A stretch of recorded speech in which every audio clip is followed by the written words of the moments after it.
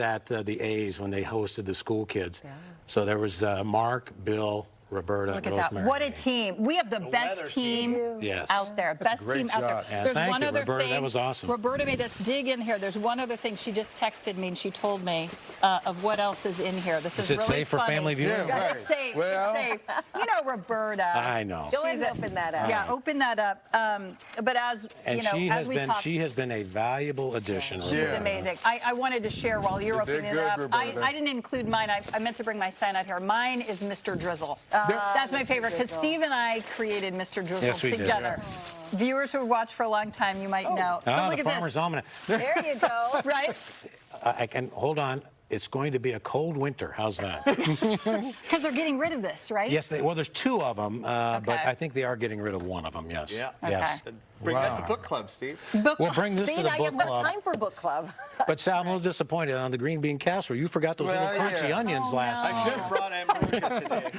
Steve, Thank you. Thank you. we're just trying to squeeze like the most we can out of you. Can I ask, how are you feeling today? I Because feel we're- fine Okay. because I've kind of, you know. Oh, look, there's Ro. Our old There she Former is. executive producer here at Morning She was Sun, the too. toughest She cookie. was. And you know what? Yeah. Let the Bay Area needs to know we are all as good at our job because of that woman. Yeah. She was tough. Yeah, we all have someone long ago Yes. who we think of every single day Yes, today. that was when I first started here. Ro was, and you listened to Ro. Oh, yeah. Yeah, even Oh, now yeah. we listen Even to now Ro. I'd listen Yeah, to She Ro. right. texted me She's now. probably telling us to rap, right? Yeah, So we wrap it better up. rap, but Yeah. we're this whole Probably love is. fest. But how are you feeling? So you're feeling good. I've embraced it. I'm ready to go. You know, it's the next chapter in life. Yeah. Not that I haven't had a blast, but Yeah. I've I been know. working for a long time. Yeah. Yeah. It's You know, natural. and at some point you gotta go to the next level. Are you still going to let Pam and Garcia boss you Oh, around? we bet. Oh, We're not goodness. letting you go. I'll be texting him. Yeah, Sure, I have his absolutely. number. And by the way, it was Pam who asked us all to wear blue in honor of your favorite color. And what I do, I work. Apparently, Steve didn't get the memo. Yeah, right. But look, no one can tell you what to do anymore. That's true. That's true. But But right. I mean, this group right here made my job much easier. Believe me, they're been an all honor. extremely We professional. love you, Absolute Steve. We've been a honor. team for so long. It's going to be, I'm kind of in denial. I was telling Andre goes, this is really sad. I said, I think I'm in denial. Like know. Yeah. Monday, I'm going to be like, oh, man. When's Steve coming in? Because he's There we late. go. Like, he should be here. But you know what? Viewers always ask, right? Oh, yeah, you get up at what time? Oh, you must get used to it. You don't, No. do, You right? You never get used to You it. two get up earlier than Yeah, I do. never You get used to it. When the alarm goes off at 2, It's if not before bad this time of year. It's May to September when it's light Right. out. It's Yeah. right. It's hard to go to bed. It's hard to Yeah. go to people are Right. outside. But anyway, it's been an absolute joy and pleasure. Hope I haven't let you down too often. No, never. No, we are hearing and I say it again, photographers, contractors, roofers, sailors, fishermen. It's not just that we love Steve. They're all saying how much they count on your accuracy Yeah. Well, I in your appreciate that. forecasting. Yeah. So, But I want that Bob Ross painting. Oh, good. Okay, there you he go. painted that special for you. All right, we're going to take a quick break. More Steve Fest when we come back here throughout Mornings on 2, looking back on his 25 years of amazing, amazing work. We love you, Steve. Thank Bravo. you. Thank you.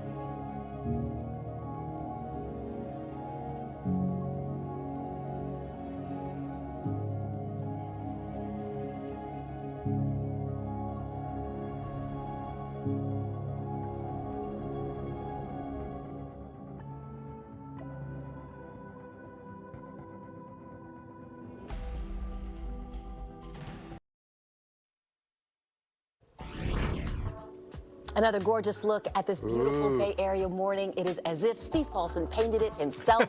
We see the gorgeous Golden Gate Bridge, that international orange, shining in the morning sun, much of San Francisco and off beyond to Marin counties.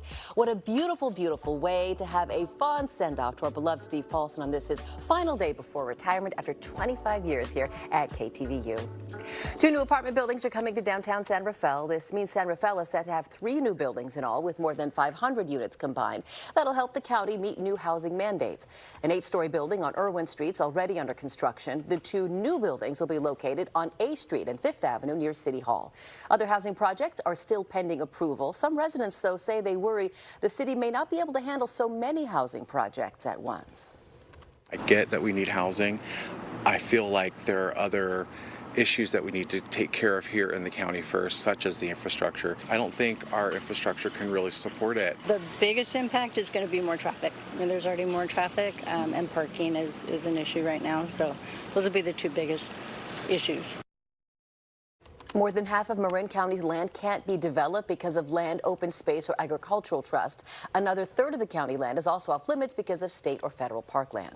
Our time now, 7:25. Well, happening now in the nation's capital, the holiday season is officially underway. A tree from the Sierra Nevada, it's almost 50 years old, has just arrived at the White House on the West Lawn. You're looking at live pictures. It's out there.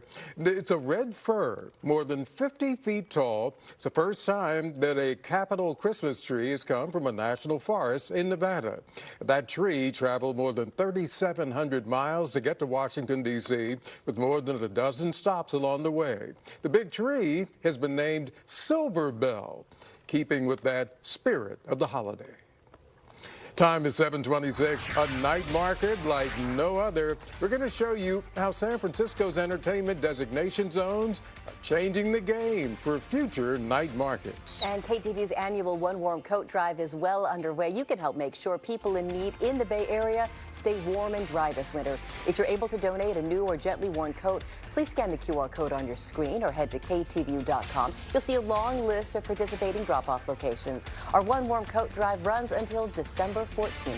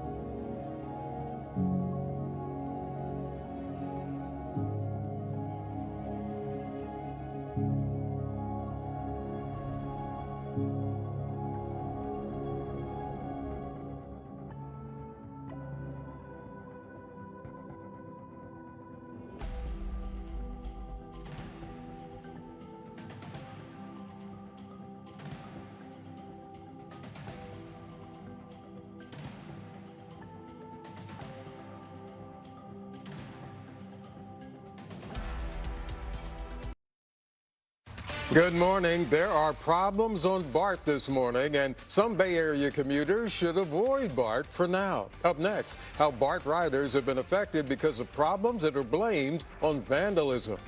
And today's the day that President Trump and New York City's Mayor-elect Zoran Mamdani plan to meet. The reason that a verbal showdown is expected. From KTVU Fox 2 News, this is Mornings on 2. Well, good morning and welcome to Mornings on 2. I'm Dave Clark. I'm Gassia Michaeli, and it is Friday, November 21st, the final day our Steve Paulson will have to set the alarm for dark 30 to come in and be a major part of Mornings on 2, your last day I before thought you just did this because it was Friday. No, this is it. That too. That too. Thank you, Dave. Yeah. All right. Yeah, there'll be no more alarm, that's for sure, on Sunday night and beyond, but that's okay. We have a nice, beautiful picture here from our own Kevin Pender there. Thank you, Kevin. 40s on the temps. If it wasn't for the breeze, I think we'd have a lot more 30s, but we get an offshore breeze. That system we had yesterday, which gave the thunderstorms of Vallejo yesterday, that was a good one, about 4:30 yesterday, is now in Southern California, giving them more rain. Oakland, Berkeley Hills, a little bit of an offshore breeze right there. North 8 gusting to 16, so it'll be a sunny day, it'll be a little warmer day, and it's a dry pattern probably until after Thanksgiving. The best is yet to come here. Only patchy low clouds, sunshine today and warmer. Breezy to windy up in the hills, but 60s on the temps. All right, Sal's here. He's been wrestling with BART all morning long, and... Yeah, BART's still not offering service between South Hayward and North San Jose.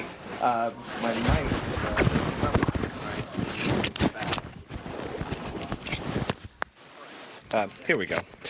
There's still no service between Berryessa and South Hayward. Now, one of the things I want to let you know is if you're on the Antioch line, you can still use the surf system.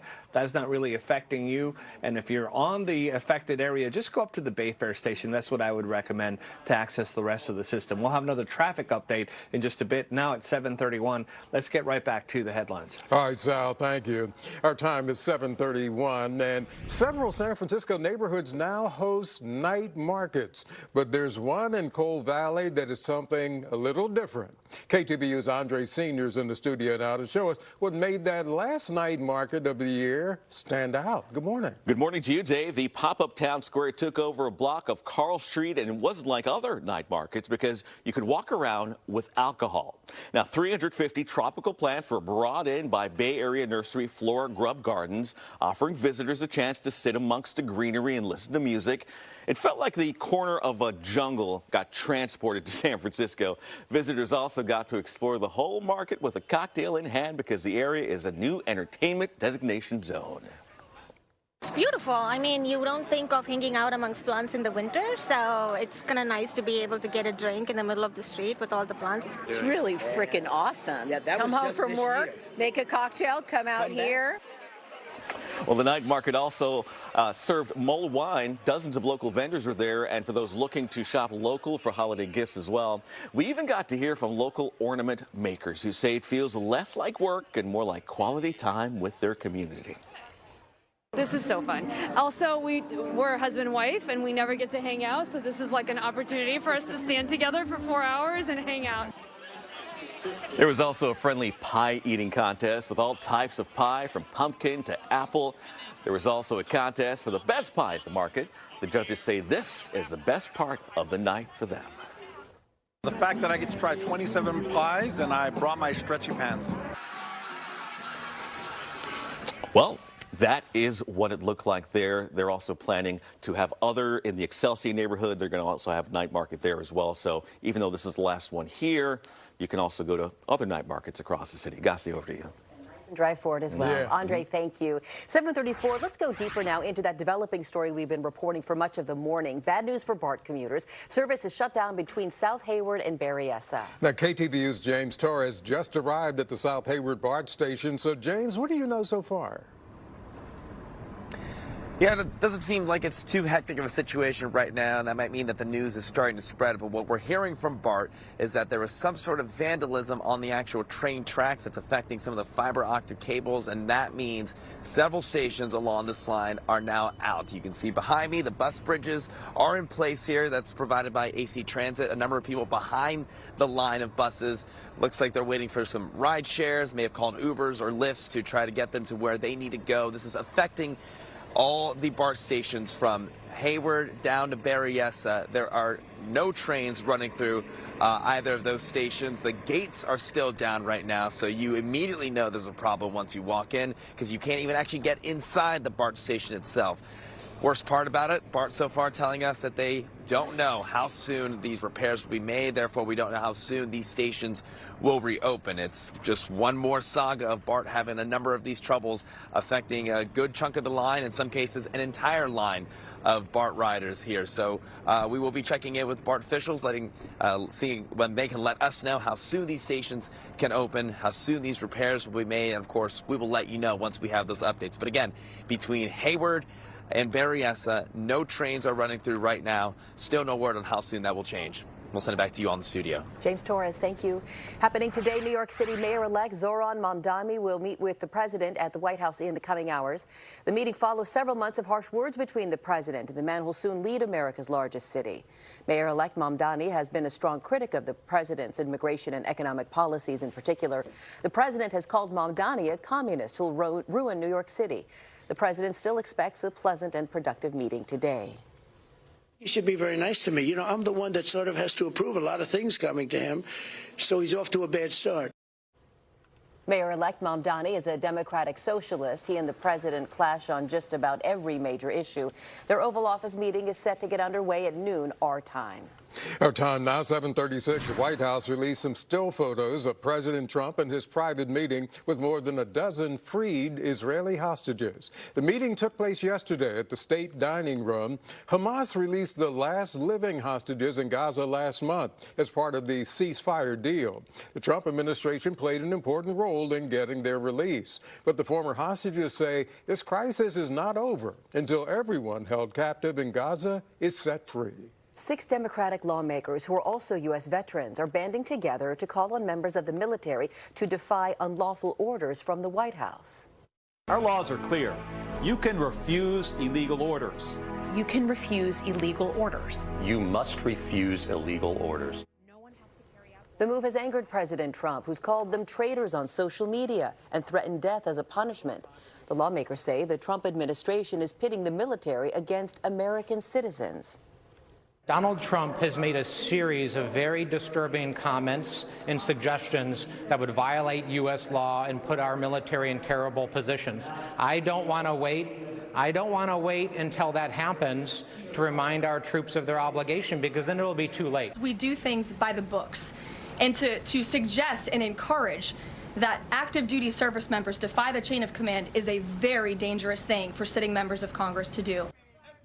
Democratic lawmakers have long criticized President Trump's use of the National Guard in cities such as Los Angeles and Washington, D.C. All right, guys, see you at time 7:37. Right back to Sal. I know you're watching BART and everything else. Yeah, and we're going to give a little attention to some of these other commutes like the Richmond Bridge and the Bay Bridge. The Richmond Bridge, now this area probably shouldn't be affected so much by BART. We do have some slow traffic today. It's a little surprising for a Friday for it to be this way. The East Shore Freeway looks more Friday-like, and the Bay Bridge is backed up to the Maze. Now, this is not a complete BART outage. It's only not running between South Hayward and Berryessa North San Jose. The rest of the system, all the other stations, are open, and you can catch a train there. This is a look at Interstate 880 in Oakland, and that looks okay. No major issues on the San Mateo Bridge. So again, we have been just looking at the normal-ish commutes. Highway 4 is slow from Summersville as you head over to Willow Pass Road. Yes, 7:38. Let's go to Mr. Steve Paulson. Mr. Sal Castaneda, thank you, sir. I appreciate sir. that. All right. Good morning, Los Angeles. Oh, wait a minute. We're not down there, but boy, that low is. And this has been a almost historic November for rain down in Southern California. I think we can say the rain season's over for Southern California, and that's a good thing. It's probably over for us, too, as well. That low, though, is generating wind. As it deepens down there, gets stronger. It's generating a northeast breeze. So 40s on the temps. If it wasn't, we are clearing out rapidly. Had some fog. I think most of that's about ready to say goodbye here. But 30s on the temps here, and all up and down the mountains there. The low, look at that, though. But the high building in off of the Pacific Northwest, you can see the clearing already taking place. My old girlfriend, Offshore Flow, Dave. Offshore Flow is in town. Yeah. You remember, I met, she's in town today. and that means warmer. And we're getting a dry stretch. I met her at the bar there, the barometer bar. Yeah, and we have temperatures that'll be on their way up. The best is yet to come there, and that means a few clouds, but I think they're about gone. Sunshine today and warmer. There is a pretty good little breeze in the hills. 60s on the temps. Thank you. We are saying a big thank you to Steve today on this his last day before retirement, and now we want to hear from you. We came up with a really fun question. So this morning we're asking this: what should Steve do first in retirement? Now you have three options this morning. Here they are: have a Mai Tai and play shuffleboard, play golf, or chase tornadoes. If you want to weigh in, go to KTVU.com/vote. I see you voting already. Like, I can't believe we want to send him to chase tornadoes. Can the man sleep in and do some gardening? Oh, look, chasing tornadoes is growing. I love it. All right. Well, I have chased tornadoes. When I was in Denver, I did chase some tornadoes. Right. Okay. When we come back, we're going to talk a little bit more. I mean, so this is not the only place Steve has done the weather. He was in Denver. He was in Chicago. Chicago. Right. Cities with real weather, right? So we'll talk to Steve throughout the day here as we are marking his last day before And he is going to sleep in. He is. And as we go to break, take one more look at the poll. Make sure you vote. Jump in there. You can scan that QR code in the top right-hand corner of your screen. It'll take you to our poll.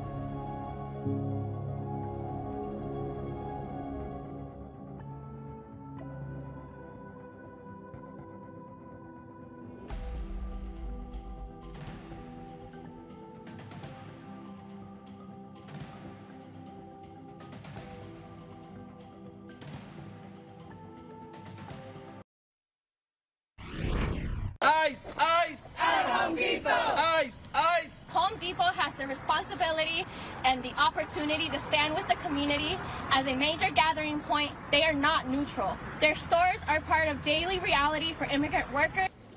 Nearly a week after Border Patrol agents arrived in Charlotte, North Carolina, local law enforcement leaders say operations will taper off when Homeland Security official insists the arrests will not let up.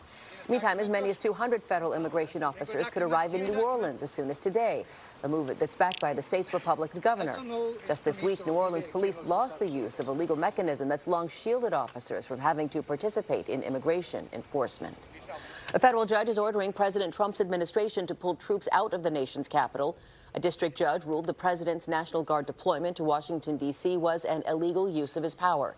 The ruling follows a lawsuit from D.C.'s Attorney General calling for national troops to leave Washington.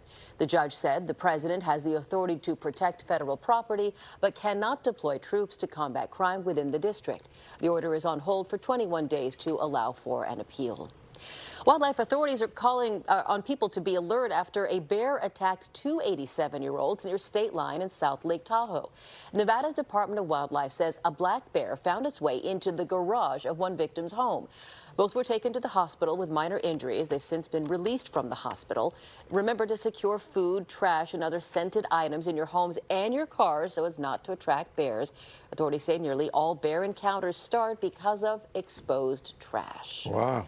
All right, time is 7:45. If you plan to head for the beach this weekend, be on alert for big waves and rip currents. Just a week ago in Monterey County, a 7-year-old girl died after being swept out to sea.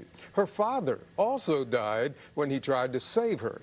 In Santa Cruz, the fire department has a special marine safety division. They respond to water emergencies. And we remind you, conditions can change fast, and never turn your back to the water. Mother Nature can be unforgiving while also being beautiful. And throughout the day it can change. You'll have tides that change and the surf conditions can also change. Now, a beach hazard alert is in effect through Monday for the coastline of San Francisco, the peninsula, and northern Monterey County. Two lifeguards in Southern California being praised for a dramatic rescue. Some spearfishers found themselves trapped and exhausted in the dangerous backwash as dusk approached on a San Diego beach. One lifeguard reached a victim just as heavy waves crashed over both of their heads. While wrestling powerful surf, he was able to signal for help. He was a really good victim. He was listening to everything we said and was really just doing everything that we're asking of him, which is tough in those situations where that adrenaline's really just pumping. The victim apologized for not listening to lifeguards about the hazardous conditions after being advised not to go in the water. 7:47 here. Tech stocks continuing the roller coaster this morning. One non-tech company just reached a big milestone. Pam Cook is here in the studio to talk about it in dollars and cents. Pam? Yeah, we're usually talking about these tech stocks breaking through these huge values. Well, this morning, drug maker Eli Lilly reached $1 trillion market cap value. It's the first healthcare company to reach that level. Eli Lilly has seen huge success with its treatment for diabetes and also its weight loss injection drug Zepbound. As the opening bell rang this morning, the indexes initially headed much higher after the president of the New York Federal Reserve suggested that the Fed could cut rates again at its meeting in December. However, shortly after the bell rang, the craziness continued. We saw a lot of wild swings yesterday. And as we take a live look, we're seeing the Dow Jones up more than 0.5%. Those blue chip stocks doing pretty well today. The S&P 500 has fluctuated a bit. It's up slightly, but now the NASDAQ is down as those tech stocks continue to get hit. Continue to talk about valuation for those tech stocks, especially the AI companies. NVIDIA, one of them taking stocks down, AMD down today, but there's also maybe some profit taking going on as well. ChatGPT now launching group chats globally. OpenAI announced all users on free Go Plus and the Pro plans will have access to group chats. The feature allows users to collaborate with each other and ChatGPT in one shared chat. OpenAI says the feature can be used to help people coordinate trips, settle debates, or work through research together. Up to 20 people can participate in one group chat as long as they have accepted that invite. San Francisco-based Salesforce is investigating a possible data breach that could possibly have affected the private information of hundreds of its customers. The cloud-based software company is blaming a third-party vendor for the problem that was uncovered earlier this week. Salesforce says it has contacted all of the customers who have been affected by this possible security breach. I'm Pam Cook. That's Look at Your Dollars and Cents. All right, Pam, thank you. Time's now 7:49. A cherished classic car became a striking symbol of survival after the recent California wildfires. Take a look. The owner of a 1977 Volkswagen bus was left behind during the devastating Palisades fire. The bus was damaged, but it was not destroyed. And it was captured right here in an image that went viral, standing strong in the burned landscape there. Volkswagen of America stepped in. They offered a full restoration. They say that bus was a sign of hope. Knowing that we worked on a special car, hopefully that this car gives like a feeling of hope to many people who lost a lot of their personal belongings or their properties or whatever in the fire, and it is just satisfying to see. Indeed. And now this remarkable comeback story, look at it. Oh. It's on display at the Peterson Automotive Museum in Los Angeles. Bleeding chips in the back of that car. How about that? Or that van. Oh my gosh. Beautiful. Beautiful. All right. Let's switch things to the morning commute. Sal Castaneda has been monitoring real trouble for BART riders and also looking at the roads. Yeah, and some of the commutes are looking kind of normal. Southbound 680 at 24, there's a crash there, and traffic is slow from just after 242. Highway 4 looks normal. Some commutes look a little better than normal. Others kind of don't. I mean, this is nothing compared to what we had on Wednesday and Thursday when we had severe, we had rain and we had wind and that kind of stuff. It's not like that today. Some people, because of the BART closure between South Hayward Station and San Jose, may be getting on a train in the car instead. We heard one woman that James spoke to had to get onto an Uber to get to San Francisco. But the backup here is only to about the middle of the parking lot, and that's good news. 7:51. Mr. Steve Paulson over there in the Weather Center, and here he is. Sal, can I give a little levity here? The George Kittle Little Caesars commercials. Can you hear me? The George Kittle Little Caesars commercials. Yes. They're the best. I like those. No one games like Deal Deer. I love that. George is not only he's a great player, but after he does football, he has a career in television. He has a career in something. Yes. Anyway, well done. That's one of my favorite ads. All right.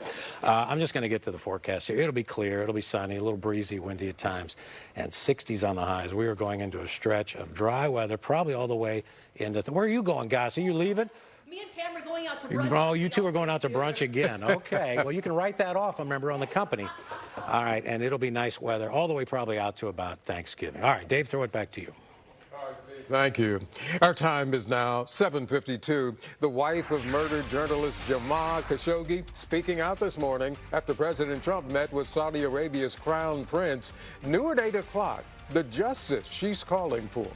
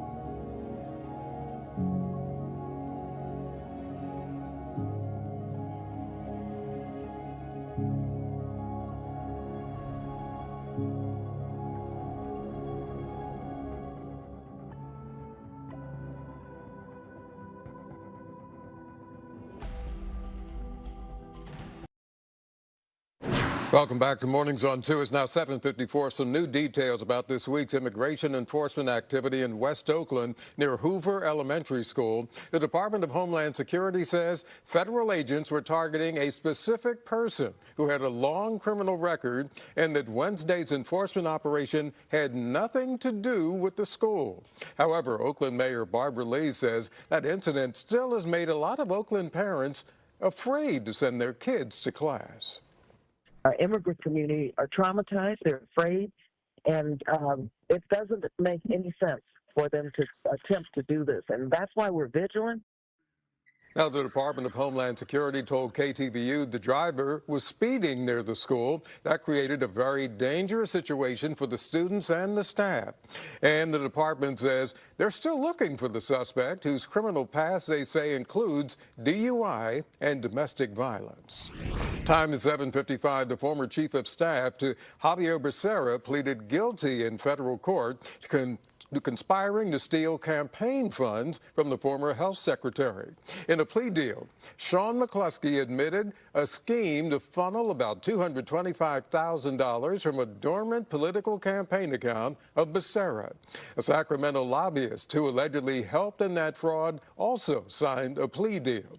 The former chief of staff for Governor Gavin Newsom, Dana Williamson, has also been indicted, but she pleaded not guilty. McCluskey will be sentenced in February.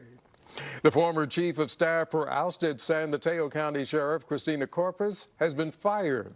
An independent report accused Victor INJ of misconduct and having an inappropriate romantic relationship with Corpus before she was removed as sheriff. Both of them denied the allegations. INJ says his removal as a reserve deputy is political and retaliatory. He previously filed a lawsuit against the county accusing officials of defamation, abuse of power, and he says he's considering his legal options. Time is now 7:57. State Farm Insurance trying to reduce its car insurance rates for California customers. The company submitted a rate filing hoping to cut the rates of personal car insurance for customers in California by 6.2%. State Farm says it's an effort to keep its rates market competitive. State Farm says it can do this because of recent trends of less expensive physical damage claims. State Farm customers may see that rate cut by February. Meantime, the Centers for Disease Control has changed its website to reflect the Trump administration's position on vaccines and autism. Now the website says, quote, "The statement, vaccines do not cause autism, is not an evidence-based claim." It says that studies supporting a link have been ignored by health authorities. The American Academy of Pediatrics released a statement. They said there's no known link between vaccines and autism. Quote, "The conclusion is clear and unambiguous." It called on the CDC to stop amplifying false claims. Well, Congress is now considering a bill to require Medicare to pay the cost of hearing aids. Peninsula Congressman Kevin Muller introduced a bipartisan bill. Hearing aids can cost up to $6,000 a pair. Mullen says the legislation would expand Medicare coverage for hearing aids and for related services.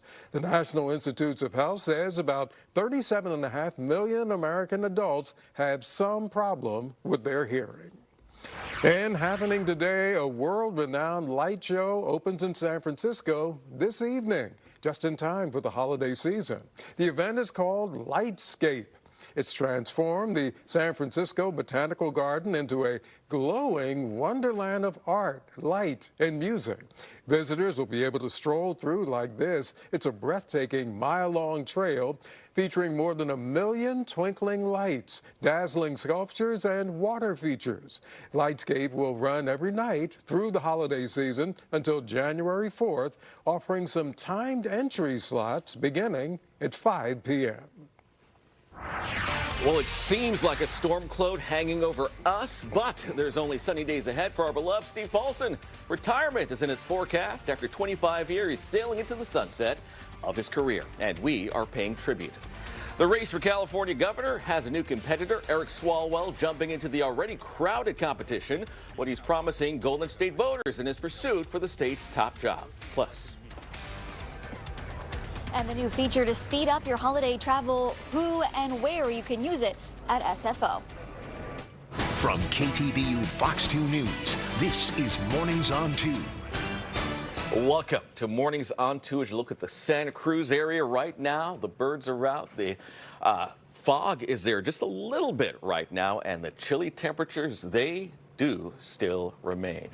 Thank you so much for joining us. I'm Andre Sr. Good morning. I'm Gassia Mikael. It's like the best of the best weather for this Friday, November 21st, because we are bidding a very dear thank you and farewell to our beloved longtime meteorologist, Steve Paulson. It's you. Can I tell you, you're all over social media, and we've heard from so many viewers. I'm just going to read what Kathleen Crisp writes. Happy retirement, Steve. He will be missed. I always think of him saying aggressive drizzle when it starts raining. You're leaving us with so many little, phrases we'll keep carrying on. I stole that from Mark Tamayo, believe it or not. What? Wow, I heard him say it once, and I borrowed it. Back when he was a kid, right, in the newsroom. The first time couldn't say anything back then. First time I ever heard that was Mark saying we have aggressive drizzle out there. All right, we'll get to it here. Andre and Gassi are right. It's a quiet day here on this Friday after a wild week and the thunderstorms yesterday, Vallejo. How about that? That was good stuff.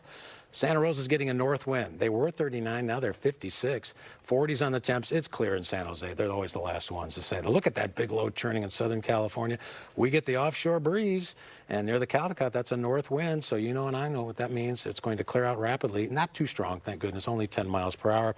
But we're ready for some dry weather. I think it'll last through Thanksgiving. The best is yet to come. It'll be sunny and warmer today, breezy and windy up in the hills, but temperatures going above average. They've been below for most of the week, but they'll be above today. All right, Sal's here. He's been wrestling with Bart all morning long. Is that better? Same? Anything? Well, because only part of the system is down, the trains between South Hayward and Berryessa, North San Jose are not running, but the rest of the system is running. So people who are in Antioch or Richmond or anywhere along those lines, there have been normal service. So I was wondering if it was going to affect the Bay Bridge, and it really hasn't. A couple of weeks ago, I don't know how long it was, maybe last month or a month ago or 2 months ago, we had a complete outage on BART on a Friday, and it made it look like a regular day. Today, that's not the case. You can see this is getting lighter than usual. 8:02, let's go back to the desk. Thank you, Sal. We're at the start of what's expected to be a record-breaking travel season for Thanksgiving. KTV's Devin Trilby is live at SFO with new features to help speed up the holiday travel. Devin, good morning to you.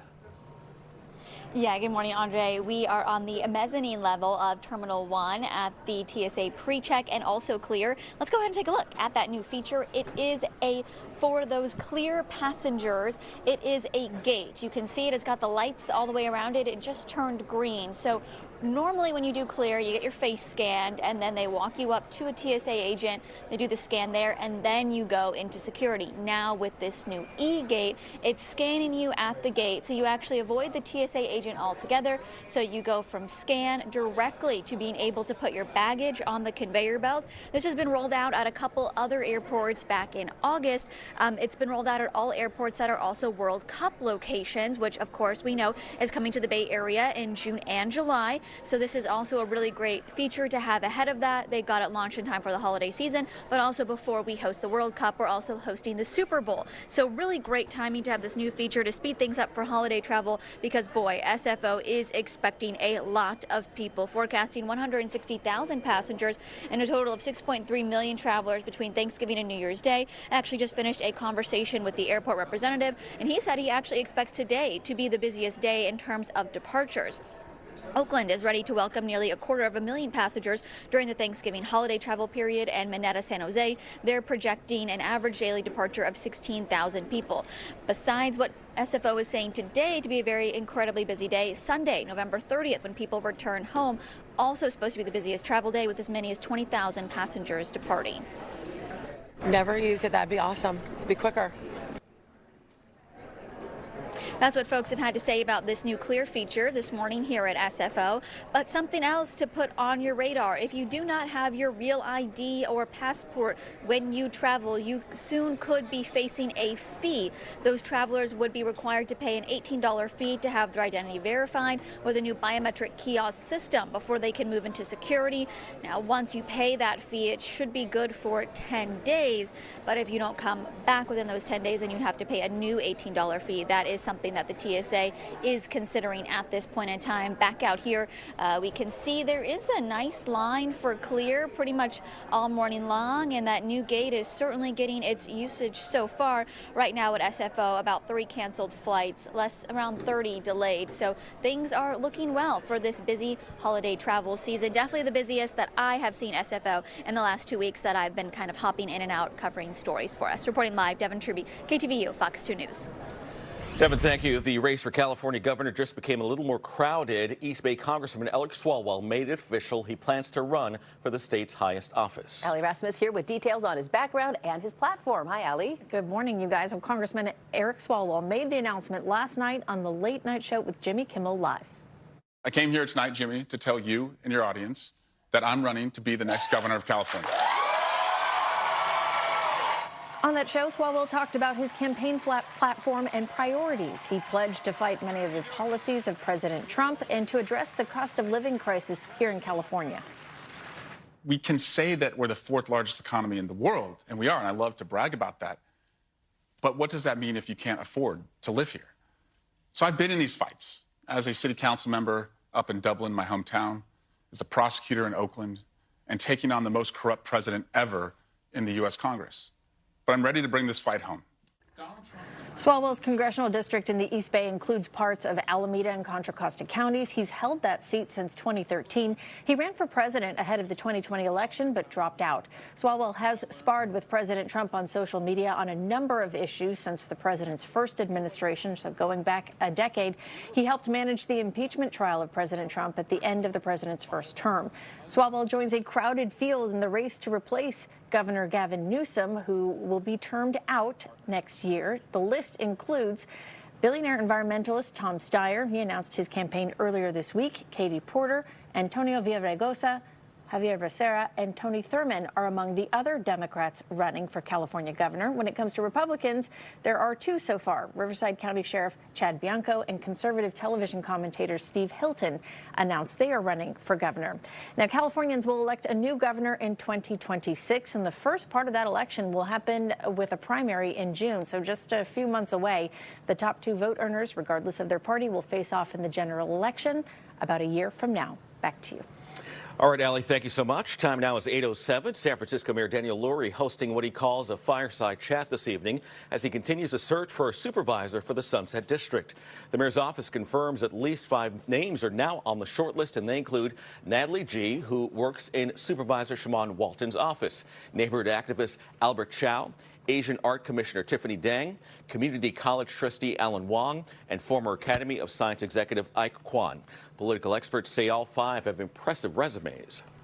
More experience in government, more experience in politics, perhaps stronger and longer ties to the community in Sunset. The meeting comes after Supervisor Bea Alcaraz resigned after just 1 week on the job due to allegations of tax evasion and other issues.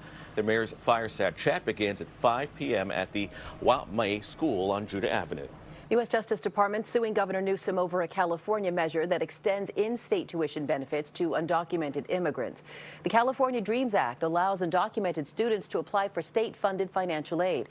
The Trump administration says that causes U.S. citizens to pay more in tuition than those who are in the country illegally. It's the 3rd lawsuit in a week by the DOJ against California. Spokesperson for Governor Newsom's office calls the suits meritless and politically motivated. The Justice Department abruptly changed its position about the criminal indictment of former FBI Director James Comey and now says the grand jury properly approved the charges. After admitting just yesterday that the full grand jury had not reviewed the final 2-count indictment, the interim U.S. attorney filed the notice correcting the record. She now insists the panel properly voted on the counts of making false statement and obstructing Congress, characterizing the prior admission as merely a clerical inconsistency. Ukrainian President Volodymyr Zelensky says he's now closely examining the Trump administration's latest peace plan meant to end the war with Russia. The White House consulted with Russia and failed to discuss the details of the peace plan with Ukraine. The proposal includes many of Russia's long-held demands to end the war. Under the plan, Ukraine would have to surrender territory and limit the size of its army. It would not be allowed to join NATO. Ukraine's representative to the United Nations is among the plan's many critics. Ukraine stands ready to engage in meaningful negotiations to end this war, including at the leaders' level.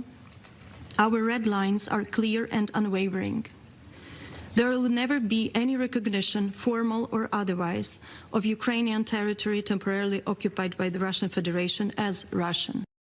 Military leaders at the Pentagon are now reviewing the proposed peace plan with Zelensky. The U.S. is stressing it includes a NATO-style security guarantee for Ukraine in the event of a future attack. Well, members of Congress and the wife of a murdered American journalist holding a news conference right now. Journalist Jamal Khashoggi was killed at the Saudi Arabian embassy in Istanbul 7 years ago.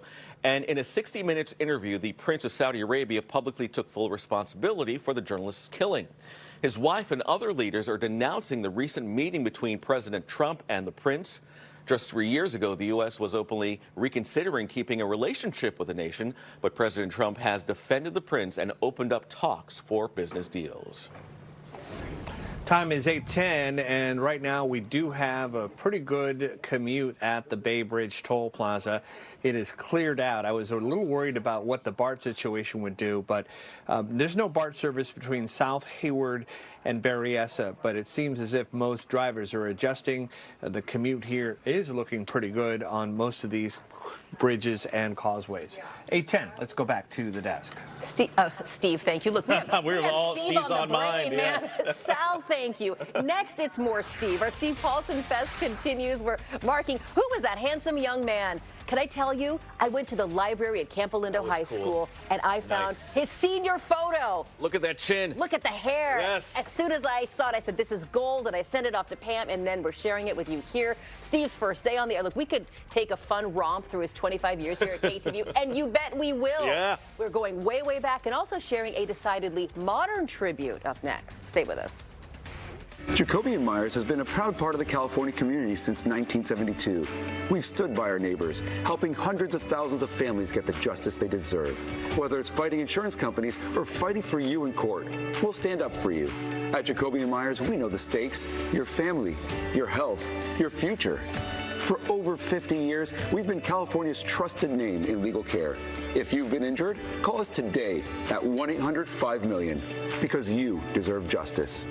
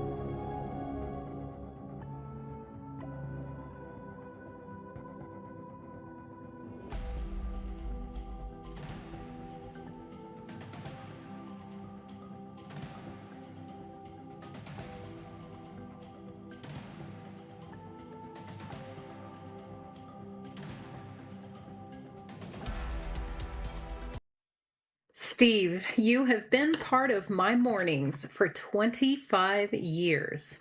And what an adventure it's been for you at KTVU since 2000. I will definitely miss the happy energy that you bring to Mornings On 2, along with that calm tone of voice whenever the biggest storm is upon us. And let's not forget those legendary movie title weather puns, coupled with Dave Clark applauding in the background like our own live studio audience. I will also treasure that in 2011, you trusted me to go on this adventure to report Lake County's weather and the beauty of Clear Lake to millions of viewers. That meant the world to me and to many, many others. I am not going to get over that you're retiring, and I will truly miss seeing you in the mornings, my friend. So as we look ahead on the extended outlook, the forecast for your retirement calls for a 100% chance of calm conditions, plenty of sunshine, blue skies, and endless days to enjoy your well-deserved retirement. Thank you. Wow. That's her. Today's her birthday, too. Oh, happy birthday, Chloe. Let's do the Dave Clark slow clap. Yeah. Worst birthday ever. Yeah. She's losing Steve. But you know what? I will say, Chloe, I asked a few people to send little messages, and she was like, I don't know if I can do it. I'm going to get too emotional. I know. But see, now Lake County is kind of a data void area. Right. And she was the source, the flamethrower, if you will. I'm glad. Yeah. And she allowed me to put Lake County on the map. Wow. Way to go, Chloe. We've had you here for 25 years. 25 and a half. 25 and a half, but who's counting? But before here, you were doing weather in like major weather cities, Denver, in Chicago and Denver. Right, so thankfully we're a lot calmer here. But so what's it like to forecast weather in an area that's as relatively calm as the Bay Area? You know what I mean? It's kind of sunny and 70 I remember back to you, right? when I went to Denver, I remember calling my father and I said, I am no longer in California. Oh, yeah. Because the first day I was there was a blizzard. 2 weeks later, I was issuing tornado warnings. I said, this doesn't happen where I'm from. Chicago was a blast. Lake effect snow. I love Chicago. Right? Yes, for those who know Chicago, And I was there when Lester Holt was there. Bill Curtis was there. Yes. Legends. And that was probably my best experience. Yeah, Lester Holt just retired, so he's like, Steve, I'm leaving early. But Cassie and I were talking about like how you are so different from so many other meteorologists where you have these weather watchers. Yes. You know, these people who check in and they count on you and you count on them, and it's just Believe this me, team. they made my job easier because you can sit there and say, I think it's raining in.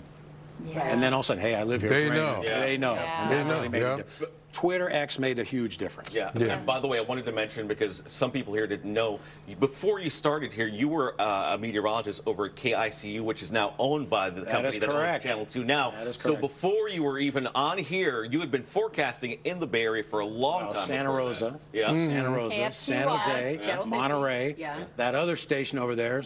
I don't want to give it away. That other station over there, working with Dave McElhatton and all that. You're great. Then here. So what's been the biggest, and I know it's probably technology, but what's been the biggest change for you from technology? Start? Without it used to be, a 5-day forecast was, are you nuts? You're going out on a limb. Now we can look out, months. It doesn't mean it's accurate, but the technology has really changed the game. So what's next for you after this? Sleeping in that, I guess, right? I know some people are retired and they're not doing anything, and my father. I hear you. That's all right. He said, I failed retirement 3 times.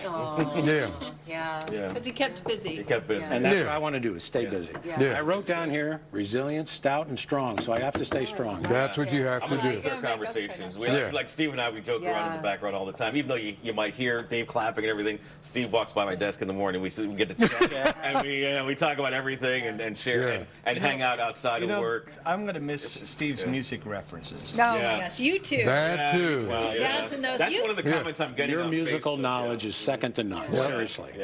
And people think you guys rehearse. Oh, nothing. You guys are off Never the one top. day. Of No, the never rack. one day. So Never sharp. one day. Never one day was anything scripted. It was all off the cuff. I mean, if I can go back to what you said about your dad, I have learned so much from you about being the child of an aging parent. I mean, you know, you're an only child. I'm one of 4. All we talk about is family, right? And the only thing we want is to protect and preserve our parents. Absolutely. And just what a blessing for you to be here for the past 25 plus years, right, with your dad.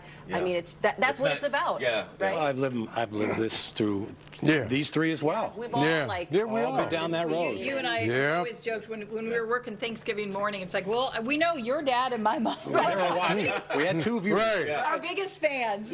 But see, I still want to meet your parents, young lady. You will. Oh, they love you. All we talk about is you. That's a big step. That's a big step. We're ready. No pressure. Yeah, I So think here's we're the ready. deal. We've been asking people all morning here, what should Steve do first in retirement? First in retirement. 48% of you say Mai Tai and shuffleboard.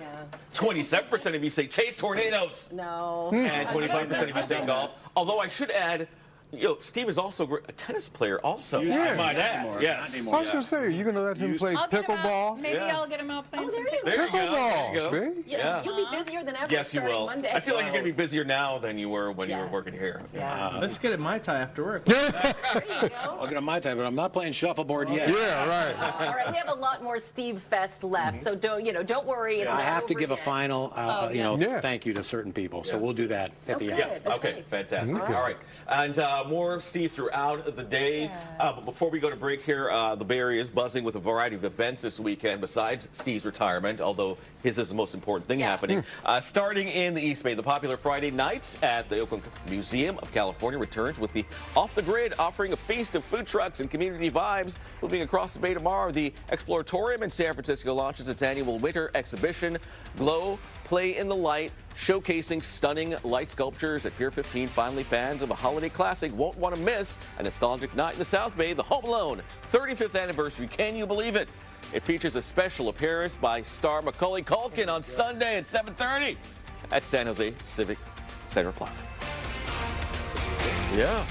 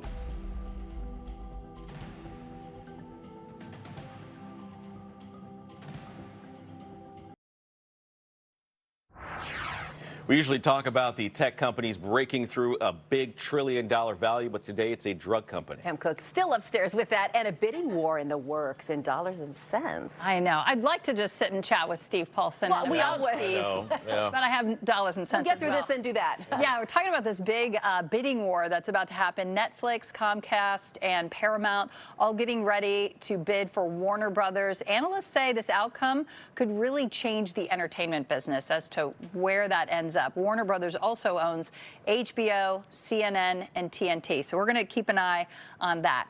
As the opening bell rang this morning, Eli Lilly became the first healthcare company to break through $1 trillion market cap valuation. Eli Lilly has seen huge success with its treatment for diabetes and its weight loss injection drug Zepbound. All right, as we take a live look at the numbers, definitely a recovery when the opening bell rang this morning, and the Dow Jones stayed positive. It's now up more than 0.5%, almost 300 points, as you can see. The S&P 500 and NASDAQ have fluctuated. Once again, we had that huge rally yesterday, dropped in the negative. Today they started positive, dropped negative. Now they're back positive. So the S&P 500 and NASDAQ both up slightly, about 0.25% or so. So a little volatile with those tech stocks in particular. Bitcoin appears to be heading for its worst monthly decline since the crypto collapse of 2022. The price dropped more than 23% this month. The cryptocurrency, which had peaked at more than $126,000 in October, has now plummeted more than 30% from that high, driving the sell-off. Massive liquidation events, which have wiped out billions and leveraged crypto positions in the past day. If the downward trend continues, analysts warn the market could be heading for a prolonged phase of extreme fear. Bay Area AI chipmaker NVIDIA certainly has directed the markets up and down as well. First space, though, it is leasing in San Francisco. The Chronicle reports the Santa Clara-based company will lease 45,000 square feet in the Mission Rock development near Oracle Park. The building is home to the headquarters of cryptocurrency exchange Coinbase. We did reach out to NVIDIA for a response. A spokesperson declined to comment on that report. And San Francisco-based Salesforce is investigating a possible data breach that could possibly have affected the private information of hundreds of its customers. The cloud-based software company is blaming a third-party vendor for the problem that was uncovered earlier this week. Salesforce says it has contacted all of the customers who may have been affected by this possible security breach. I'm Pam Cook. That's a look at your dollars and cents. All right, Pam, thank you. Coming up, how San Francisco's entertainment designation zones are changing the game for future night markets.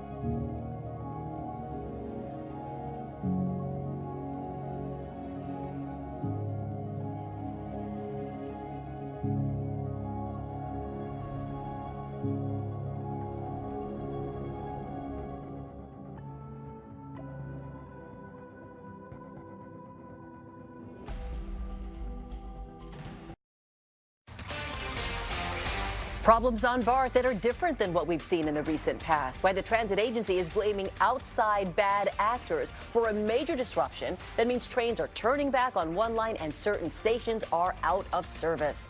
Then a first face-to-face meeting between New York City's mayor-elect and President Trump. What's expected between the two who've been lobbing barbs on social media and in the news for months now.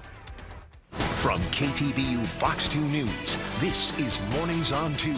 We are so glad you're here today, especially today. Good morning. I'm Gassia Mikaelian. I'm Andre Sr. because Friday, November 21st, is the day that Steve Paulson is retiring from KTVU. It is a sad day for us, to be sure. We're very happy. He's looking forward to retirement, not waking up, so early in the morning. But it's really going to be sad to see you go, and I'm going to miss our conversations in the newsroom regularly. Andre, we have lots to discuss with our programs. Yes, we do. We do forward. our programs. Yes, for sure. We'll do that, and it's a day of celebration. I mean, it's been a great run here. We do have mainly clear skies. That's the way I planned it. There was to come in and say, I don't need rain on the last day I'm here. But we had thunderstorms yesterday and rain, but today is a nice day. It'll be good visibility, good air quality. If you're going to Southern California, it's raining down there, and it's going to go into Arizona. We have a slight offshore breeze here, offshore flows in town. I met her at the Isobar. 48 north at 3, only 10 gusts. That's keep it under 10, 15. That's where we want it. Not anything stronger than that. But we're going into about, I think, a week of dry weather. The best, though, is yet to come. Clear skies here for most, sunshine, breezy to windy on the temps will bump up after a cool couple of days. They'll be a little warmer today. All right, Sal's here. I think the Hayward line, yes, no, what's going on? Okay, we'll go to Gassia. Well, we are sticking with BART. You are right, Steve. We have been following problems on BART for hours now throughout the morning. Let's head out to KTV's James Torres. He's at the Hayward station. That's where southbound trains are turning around, James. Gassia, Hayward is still technically an operating station. There are people here who can get on a train, but you can only go one direction as of now. Anything south of here is just not running because all those stations are closed, all because of what BART is reporting, some sort of equipment problem on the tracks. Behind me, you can see people are still able to walk through the station. Some of them are finding out for the first time that they cannot go further south from this point. So if you are headed up north, that won't be a problem. Further south, that will be a problem. BART says this is the result of vandalism on the tracks. Somehow, fiber optic cables on the tracks were damaged, and that means it's not safe enough for trains to operate at the San Leandro BART station, or rather, South Hayward station. We talked to one woman who was waiting for an Uber car to pick her up after finding out she could not get on a train there. I am visiting my grandson's school. He's in TK because it's Grandparents' Day. It's definitely a problem, but I hope they can figure out a solution. Here are the specifics. As long as you get to Hayward, the Hayward station, that's where we are at this point, you can get to Richmond on the orange line. So Hayward moving up, moving north, that you can do. If you get to the Bayfair station, then you can get to Daly City on the green line. So those are really the only lines that are affected at this point here. Blue, yellow, and red are all still working just fine. BART says engineers are working on the issue, but the bad news is there's really no word on how soon those repairs will be made, meaning there's no word on how soon those stations will reopen, all those stations south of Hayward. So again, orange line from Hayward, you're good to go to head over toward Richmond, Berkeley, that area. And then green line, you'll have to head over to Bayfair first to access all the other lines moving in the northbound direction. Of course, we'll let you know once these changes and repairs are made and once these stations and these lines are all back to normal. For now, we're live this morning in Hayward. We'll send it back to you on the studio. James, thank you so much. 8:34 is your time. New this morning, members of Congress and the wife of murdered American journalist just wrapping up a news conference a few minutes ago. Jamal Khashoggi was killed at the Saudi Arabian embassy in Istanbul, Turkey, 7 years ago. And in a 60 Minutes interview, the Prince of Saudi Arabia publicly took full responsibility for his killing. Khashoggi's wife and other leaders denouncing the recent meeting between President Trump and the Prince. I heard this week something very disturbing me from President Trump about my husband. He's controversial and he's unliked. I would like to tell Mr. Trump you're expressing someone else, not Jamal Khashoggi. Jamal Khashoggi was most stable man. He was a role model to represent us as an Arabic and Muslim, and he accepts everybody regarding your ideology background as well. Just 3 years ago, the U.S. was openly reconsidering keeping a relationship with the nation, but President Trump has defended the prince and opened up talks for business deals. The White House released still photos of President Trump's private meeting with more than a dozen freed Israeli hostages. The meeting took place at the state dining room yesterday. Hamas released the last living hostages in Gaza last month as part of the ceasefire deal. The Trump administration played a critical role in securing their release. The former hostages say the crisis is not over until everyone held captive in Gaza is freed. Well, 6 Democratic lawmakers who are also U.S. veterans called on members of the military to defy what they view as unlawful orders from the White House. Our laws are clear. You can refuse illegal orders. You can refuse illegal orders. You must refuse illegal orders. Well, the move angered President Trump, who called them traitors on social media and threatened death as a punishment. The lawmakers say the Trump administration is pitting the military against American citizens. Donald Trump has made a series of very disturbing comments and suggestions that would violate U.S. law and put our military in terrible positions. I don't want to wait. I don't want to wait until that happens to remind our troops of their obligation, because then it will be too late. We do things by the books, and to suggest and encourage that active duty service members defy the chain of command is a very dangerous thing for sitting members of Congress to do. Democratic lawmakers have long criticized President Trump's use of the National Guard in cities such as Los Angeles and Washington, D.C. Happening today, New York City Mayor-elect Zohran Mamdani will meet with President Trump at the White House in the coming hours. The meeting follows several months of harsh words between the president and the mayor-elect. Mamdani has been a strong critic of the Trump administration's immigration and economic policies in particular. President Trump has called Mamdani a communist who will ruin New York City. The president says he still expects a pleasant and productive meeting today. He should be very nice to me. You know, I'm the one that sort of has to approve a lot of things coming to him, so he's off to a bad start. Mayor-elect Mamdani is a Democratic socialist. He and the president clash on just about every major issue. The Oval Office meeting is set to get underway at noon our time. Well, time now is 8:37. Several San Francisco neighborhoods now host nice night markets, but one in Cole Valley is offering something a bit different. The pop-up town square last night took over a block of Carl Street, and it wasn't like other night markets either, because you could actually walk around with alcohol. 350 tropical plants were also brought in by Bay Area nursery Flora Grub Gardens, offering visitors a chance to sit amongst the greenery and listen to music. Visitors also got to explore the whole market with a cocktail in hand, because the area is a new entertainment designation zone. It's beautiful. I mean, you don't think of hanging out amongst plants in the winter, so it's kind of nice to be able to get a drink in the middle of the street with all the plants. It's really freaking awesome. Yeah, come home from work, make a cocktail, come out here. Well, the night market also had mulled wine and dozens of local vendors for those looking to shop local for holiday gifts.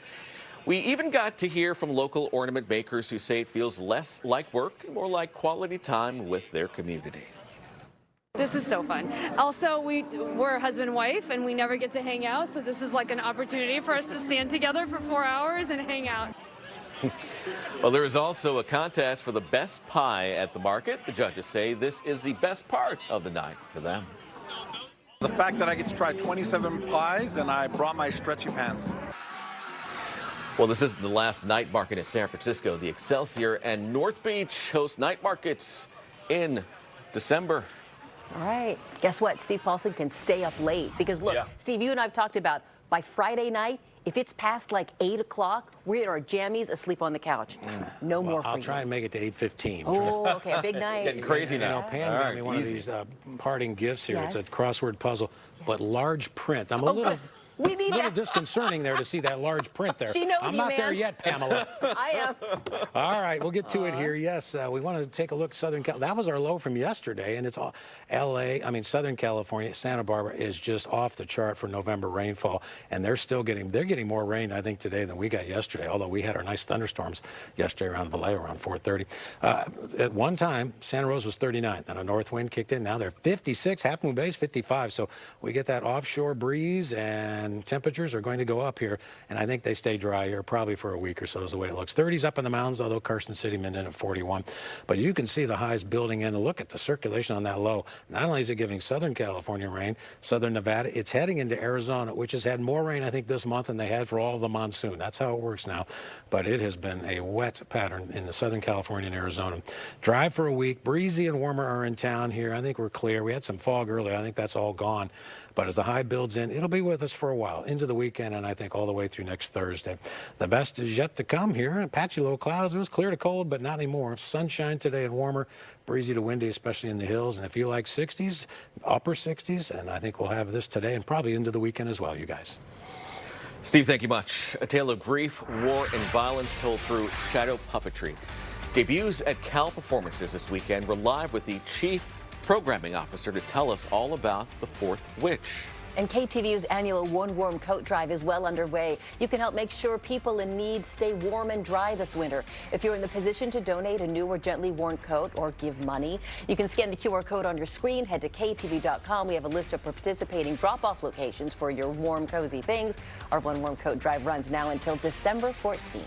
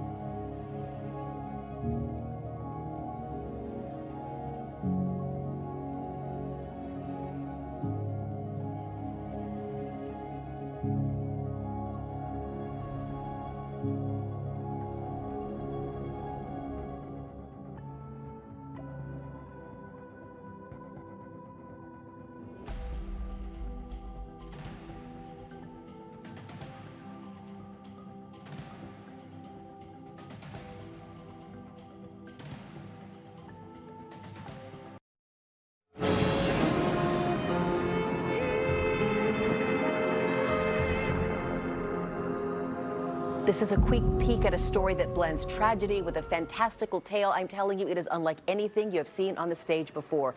The Fourth Witch follows a young girl orphaned during wartime. She becomes an apprentice to the three witches from Shakespeare's Macbeth.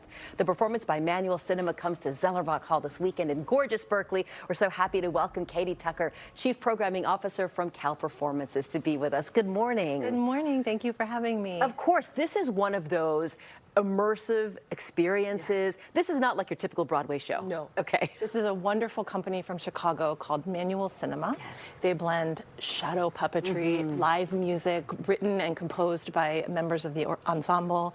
And it's just this wonderful, fantastic world that you will be completely enraptured in. Almost like a silent film coming to life. Exactly like that. It's exactly like that. And it's interesting how you won't even notice that there isn't dialogue when you leave the theater.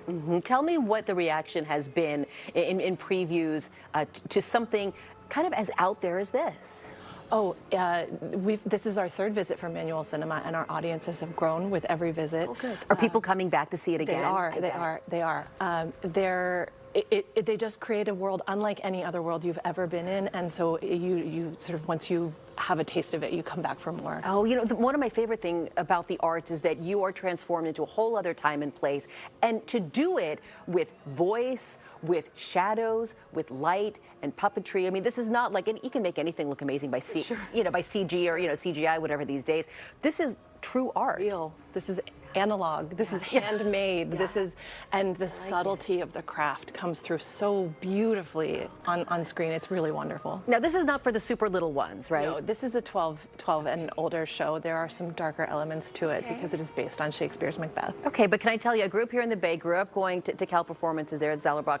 I mean, when I was young, my parents kind of dragged us to everything, and now I'm in the position of dragging my young sons to everything. You have some other programming coming up after this that truly is for a kind of a multiple generational outing. Yes, I too drag my child. Okay, good. On Thanksgiving weekend, November 29th and 30th, we'll have a dance company called Momix, who they're 8 dancers who call themselves dancer illusionists. Okay. And their program is based on Alice in Wonderland. It's not a literal retelling. It's a dramatic reinterpretation with different vignettes.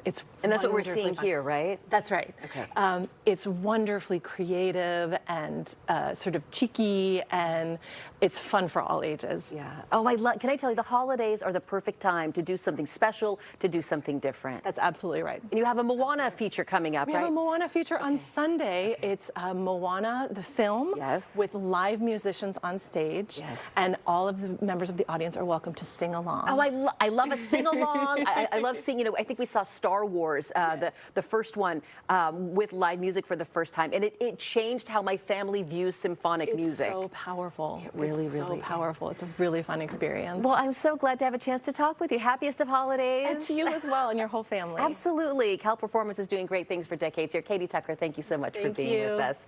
All right, Sal, do you drag your kids to arts things like that because you can now since you're the dad? Well, I went to Cal, so we do go to Cal Performances, and yes, I do. And good morning, everyone. Let's go out and take a look at the commute.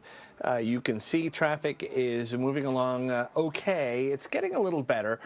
I wouldn't say it's the best day, but definitely lighter than usual, especially in places like the Bay Bridge. And once the Bay Bridge starts getting better, then everything starts getting better. There's the Bay Bridge. Things are looking very good as you head into San Francisco. At 8:47, I believe this will be the last official toss from me to you, Steve, but there's no need to get sentimental. We're going to be hanging out outside of work. We better be. Right? Yes, you're going to have a lot more time. Yes, you're a mate, my friend. All right, so we'll get to it here. Our system from yesterday, and I have to mention around 4:30 yesterday, Cordelia, maybe Fairfield, Vallejo, Benicia, boom, big thunderstorms. That was awesome. Hail lasted till about 4:50. That low, though, just flew down into Southern California. We're giving them more rain, and they have had just unbelievable amounts for November. And they're saying, okay, we've had enough here, but they're going to get more today, and Arizona as well. I think Arizona's had more rain this week or month than they had all of the monsoon season. 40s, 50s on the temps. We had some patchy fog. The visible satellite, though, I just looked at it. It is clear out there already because we're getting an east-northeast breeze.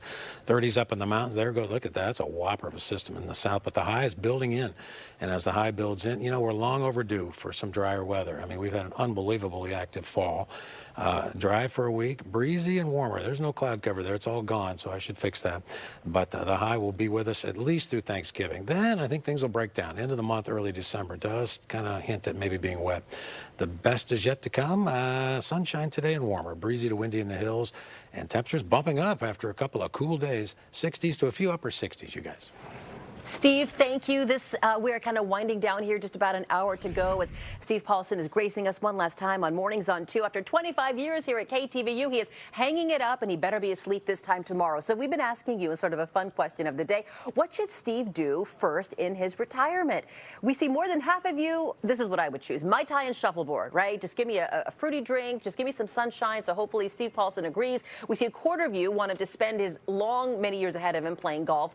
23% of you want to send Steve chasing tornadoes, which I'm like, I would not do that in retirement. That part was just a joke. Okay, I hope it's just a joke. We love Steve so much. We want nothing but exactly what he wants to do. I think Steve will tell you after waking up at dark 30, and look, he's still working on the forecast. Steve, you're on TV. Do you have any... Hold on a minute, hold on. Oh, okay, yeah. Go ahead. Now go ahead. You look good. You look good. Right. Have you even played shuffleboard ever in your life? That was a joke, too. Not shuffleboard. Bocce ball, but not shuffleboard. Yeah. You're also big into tennis. I remember when I started. Now it's going to be golf. Golf. Well, 25% of you, they are right. All right. We'll keep asking our viewers what they want Steve to do in his retirement years. You can scan the QR code. We love all the notes, by the way, that we're getting on social media. All this love for our beloved Steve Paulson. All right. One NASA astronaut here is focusing on a new mission a lot closer to home. Kelly Girardi has written the introduction for a new children's book called Beyond Words. It's designed to help young people express themselves when dealing with difficult or painful situations. It follows Buddy the bear as he journeys through space, searching for the right words to comfort a friend who is in the hospital. He does come to learn that empathy and kindness, just require action. They don't always require having the perfect words and knowing exactly what to say. Girardi is an astronaut, scientist, researcher, and children's author. She has more than 2 million followers on social media. 8:51 your time. AI is stepping into the dating game in ways no one expected. When he joined us on the 9, how the technology is not just being used as a coach, but as the partner itself. And I know we're less than a week before Thanksgiving, but we're already thinking way ahead to next summer's Fox Local Zip Trip season. We want to hear from you. Tell us why your hometown should be in our next Zip Trip lineup. Scan the QR code, record a video, or send us messages and photos. You guys have been great about pitching your hometowns. We could choose your city for next year's Zip Trip lineup.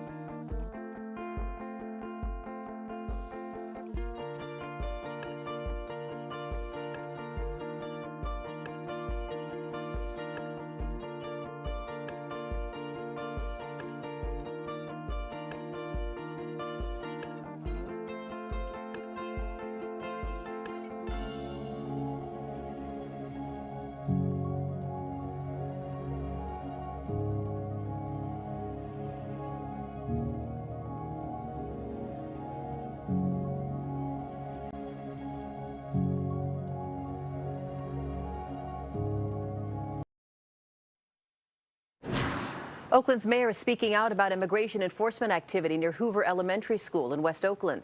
The Department of Homeland Security says agents were targeting someone who's in the country illegally and has a long history of arrests for DUI and domestic abuse. They say the enforcement operation on Wednesday had nothing to do with the school. Our immigrant community are traumatized, they're afraid, and it doesn't make any sense for them to attempt to do this. And that's why we're vigilant.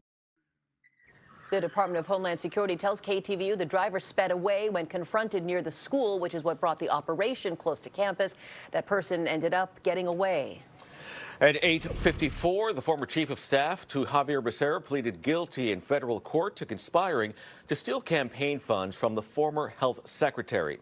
In a plea deal, Sean McCluskey admitted a scheme to funnel about $225,000 from a dormant Becerra political campaign account. A Sacramento lobbyist who allegedly aided in the fraud also signed a plea deal. The former chief of staff for Governor Newsom, Dana Williamson, has also been indicted. She has pleaded not guilty. McCluskey's sentencing is scheduled for February. The former chief of staff for ousted San Mateo County Sheriff Sidney Corpus has been fired. An independent report accused Victor INJ of misconduct and having an inappropriate romantic relationship with Corpus prior to her removal as sheriff. Both denied the allegations. INJ says his removal as a reserve deputy is political and retaliatory. He previously filed a lawsuit against the county accusing officials of defamation and abuse of power and says he is reviewing his legal options now. More people are joining a lawsuit against California filed by San Mateo County. The county says all 20 of its cities have joined the suit filed back in August. San Mateo says the state shortchanged its nearly $38 million in funding meant to make up for the loss of vehicle license fee revenues. County leaders say the shortfall affects health care, public safety, affordable housing. They say Mono and Alpine counties are dealing with similar challenges. State Farm is trying to reduce its car insurance rate for their California customers. The company submitted a rate filing hoping to cut the rate of personal auto insurance rates for customers in California by 6.2%. State Farm says it's an effort to keep its rates market competitive. State Farm says it can do this because of recent trends of less expensive physical damage claims. State Farm customers could see the cut by February. The Centers for Disease Control has changed its website to reflect the Trump administration's position on vaccines and autism. The site now says, quote, the statement vaccines do not cause autism is not an evidence-based claim. It says that studies supporting a link have been ignored by health authorities. The American Academy of Pediatrics released a statement saying there is no known link between vaccines and autism. Quote, the conclusion is clear and unambiguous. It called on the CDC to stop amplifying false claims. Congress is now considering a bill to require Medicare to pay the cost of hearing aids. Peninsula Congressman Kevin Mullen introduced the bipartisan bill. Hearing aids can cost up to $6,000 per pair. Mullen says the legislation would expand Medicare coverage for hearing aids and related services. The National Institutes of Health says about 37.5 million American adults report some trouble with hearing. ChatGPT is now launching group chats globally. OpenAI announced all users on Free, Go Plus, and the Pro plans will have access to group chats. The feature allows users to collaborate with each other and ChatGPT in one shared chat. OpenAI says the feature can be used to help people coordinate trips, settle debates, or work through research together. As many as 20 people can participate in one group chat as long as they've all accepted the invitation. Happening today, a world-renowned light show opens in San Francisco in time for the holiday season. Lightscape transforms the San Francisco Botanical Garden into a glowing wonderland of art, light, and music. Visitors walk along a 1-mile trail featuring more than 1 million twinkling lights, sculptures, and water features. Lightscape runs nightly through the holiday season until January 4th. Timed entry slots start at 5 p.m. Happening today, a historic California rail line is transforming into a beacon of holiday cheer. It is the first planned operating date for the Niles Canyon Railway's annual Train of Lights event for the holiday season. The festive tradition, operated entirely by volunteers, involves vintage trains adorned with thousands of lights. You get to go on a 90-minute round trip through Niles Canyon, one of my favorite things to do in the East Bay every holiday season. We are taking a very quick break, but stay with us as Mornings on 2 to 9 starts back up in just 60 seconds.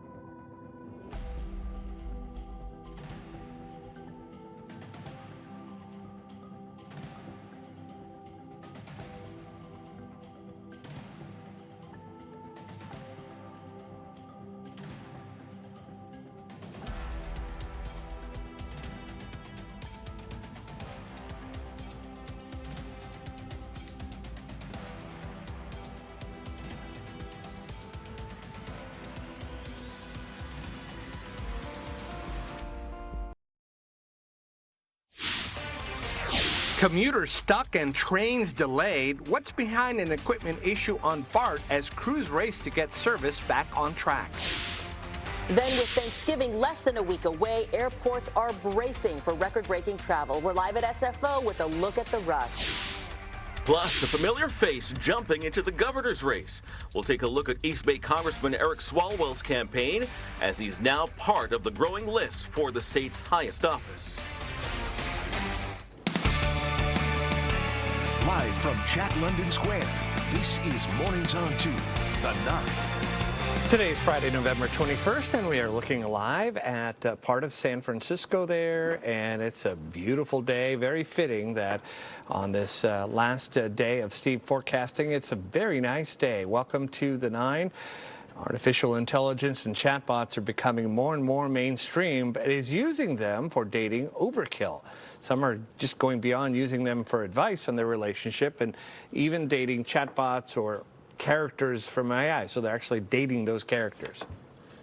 We spoke, a tech writer, we spoke to a woman who had developed a relationship with an AI. You know, that we kind of almost jokingly said she had fallen in love with it, but she really said there was a real, strong bond in a relationship, even though she rationally knows that she doesn't have a relationship with a real person. Experts are warning using AI in your dating life can cause some people to isolate themselves and not prioritize social gatherings and community and real people. All right, so Gassia and I are married, so Andre, I'm going to put the spotlight on you, my friend. I'm like, wait, what? No. Gassia and I are not married to each other. Okay, no. Not to each other. No, that would be fine. I think our spouses would have something to And say. I do not date a chatbot. Thank you very much. Okay, there you go. Keep it real. No, I've heard of this happening. People developing these relationships. It's called the parasocial relationship, right? Yeah. It's like you think you know, like Jennifer Aniston's character on Friends because you watch it every Thursday night, but you don't really know that person. She is not your friend. That's not a real person. I've heard some people, she is a character. We might have done stories of people that are famous, and you have these people that are stalking them. And that think that they're friends with them and they know them because they know every detail about their lives, but they don't know them personally. Right. Yeah. And so these things get out of control. And it can be dangerous. I mean, this is kind of like, This is. But you're talking. There's a whole other level. But there's a lot. But this seems to me like it might be similar, unscientifically, of course, like something like that. You think you know this chatbot, but the chatbot's just feeding you information that you like to hear, which is what you want to hear from your spouse or your partner. Like, hey, tell me what I want to hear. And sometimes, your spouse won't actually tell you what you want to hear all the time because they want to tell you the truth. Yeah. Anyway. Yeah, it's so. I'm not missing this, Gassia. I'm not missing this. Yeah. I'm glad we're married. We're bypassing all of this. Someone's going to clip that together and make a little. It'll be on YouTube in like 5 minutes. Oh Lord! All right. Well, there you go. Another story coming out with AI and its strange effects. All right, let's move on to this now. East Bay Congressman Eric Swalwell plans to run for governor of California. He made that announcement on a national TV show last night. KTVU's Ali Erasmus is here with Swalwell's campaign and the long list of candidates now running for the state's highest office. Ali? Good morning, Andre. Well, Governor Gavin Newsom, as we know, will wrap up his second term next year and cannot run again. So with no incumbent in the race for California governor is wide open. Now, East Bay Representative Eric Swalwell is the latest of several who've announced they want to take Newsom's spot as the head of our state. I came here tonight, Jimmy, to tell you and your audience that I'm running to be the next governor of California. Congressman Eric Swalwell made that announcement on the Late Night Show with Jimmy Kimmel Live. Swalwell says his priorities include challenging and fighting the policies of President Trump and addressing the affordability and cost of living crisis here in California. We can say that we're the fourth largest economy in the world, and we are, and I love to brag about that. But what does that mean if you can't afford to live here? So I've been in these fights as a city council member up in Dublin, my hometown, as a prosecutor in Oakland, and taking on the most corrupt president ever in the U.S. Congress. But I'm ready to bring this fight home. Donald Trump is trying to do... Well, Swalwell's congressional district in the East Bay includes parts of Alameda and Contra Costa counties. He's held that seat since 2013. He ran for president ahead of the 2020 election, but dropped out. Swalwell has sparred with President Trump on social media on a number of issues over the past decade. He helped manage the impeachment trial of President Trump at the end of the president's first term. Swalwell joins a crowded field in the race to replace Governor Gavin Newsom. Some of the Democrats who've already put their hat in the ring include billionaire environmentalist Tom Steyer, who announced his campaign earlier this week. Katie Porter, Antonio Villaraigosa, Javier Becerra, and Tony Thurmond are among other Democrats running. When it comes to Republican candidates, they include Riverside County Sheriff Chad Bianco and conservative television commentator Steve Hilton also announced a campaign to run for governor. Californians will elect a new governor in 2026 with the June primary just months away. Back to you. Allie Rasmus, thank you. You know, the reason we're kind of a little all over the place today, like our emotions are right here, right? Today is Steve Paulson's last day before retirement. We love him. We kind of already miss him, but he's really not going anywhere for us. Anywho, we are going to love on Steve all day long. And we're also looking back at some beloved memories. He has built a strong bond with KTVU viewers, and it truly has felt like family having him here. Viewers will get up bright and early each morning and send in their temperatures, rain totals, and any other weather-related or personal stories to Steve. Yeah, and among our most loyal and dedicated viewers is Chris Henry in the South Bay. Greetings from the center of the universe, Morgan Hill, California. Steve, it's your last day. Congratulations on your retirement. I started watching you in 1986. And we've been on Twitter Monday through Friday at 5:30 a.m. for the last 7 or 8 years. And don't forget to turn off your alarm Sunday night. All right. I believe this is the last official toss to Mr. Steve Paulson for today's weather. Steve. Yes? Let's go to you. Thank you. All right, appreciate that. We'll get to it here. Chris Henry, by the way, on Twitter. I think it's been longer than 7 years. The exchange I get is that I try and provide them with a little knowledge. The knowledge I've gotten back from Chris Henry, Brian Garcia, and Santa Clara, and Rob, just me, and Clayton, many others, Chloe as well, up in Lake, has just been unbelievably beneficial to me. So I could not have done this without them. Our forecast here, happy to say it's clear. 100% clear. We had some fog, and then all of a sudden that east wind kicked in. There it goes, poof, just like that. Whew, it's out of the picture and gone. 40s we had, believe it or not, like it or not. Santa Rosa at one time was 39. They're now 63 with a north wind, and Half Moon Bay's 55, Sunnyvale's 56. So that breeze is kicking in. Berkeley, Oakland, also in the mid-50s. It'll be dry for a week. Breezy and warmer are in town as that strong upper low is now settled into Southern California, giving them more rain, an absolutely through-the-roof rainfall in November for much of Southern California, Santa Barbara, L.A., and now heading into Arizona, which couldn't buy a drop during the monsoon season, and now they're getting rain after rain after. The cactus have to be huge down there in the Saharos. The best is yet to come. The fog is gone. Clear skies, sunshine today and warmer, breezy to windy in the hills. 60s on the temp. Santa Rosa will go 68 if that north wind continues, maybe a 70. And my last 5-day forecast, if you had 5 suns in a row, your bingo card is a winner. It will be sunny, you guys. All right, Steve, thank you so much. We were asking the question here, tongue-in-cheek, obviously. What should Steve do first in retirement? We had Mai Tai and shuffleboard, golf, chase tornadoes. 27% of you say golf, which Steve loves to do. He lives on a golf course, so it's right there. You get to see it and go golfing on it anytime. 22% of you say chase tornadoes. I'm sure Steve's not going to do that. 51% of you say Mai Tai and shuffleboard. Maybe it should be Mai Tai and golf. Yeah, that would work. Yeah, that would work. I chased tornadoes a little bit in Denver, and I've had my fill of that. Yeah, Mai Tais, and I don't know, maybe something else, but we'll get out there and hopefully, we embrace the next chapter in life and start to do something else. I don't want to just sit around, believe me. You and I talk about grilling. So Steve has, we like the Weber barbecues, right? So, and I know that you and Steve like meat too. You got that, you did that Wago beef thing, right? Oh, yeah. He took me to fantastic. What was the name of that place, Steve, off of Goss Street in San Francisco? The San cheese Francisco cheese and something? The cheese board, I think, or the you guys, well, something like that. Anyway, you guys went out there the other day. Yeah. So, Steve, you have you and I talk about barbecues. Do you still have that Weber? Are you going to get on that thing now? It's Paulson's Backyard Barbecue. I have a sign made that's right above it, Sal. Well, we've been pulling up. What are your hours? We're closed this weekend. This week. We'll be there on Monday. Yeah. Can I, ask you really quick? We're about to go really deep into like the photo archives a little bit later on the 9 to share your senior photo from Camp Lindo High School. One of my favorite things that you talk about is, you went there when it was a one-room schoolhouse. One-room schoolhouse, dirt floor. You know, a lot of people don't know that you did much of your growing up here. You moved here as a teenager, right? Well, Camp Alindo was my third high school, believe it or not. That can be rough. I was in Ohio and Cincinnati. That was 7 to 12. Then Michigan.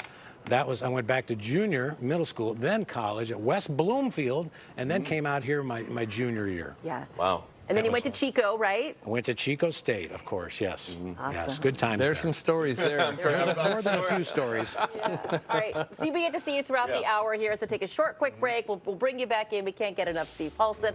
Some more pictures of years gone by here. Stay with us. It's a big old Steve Fest on Mornings on 2.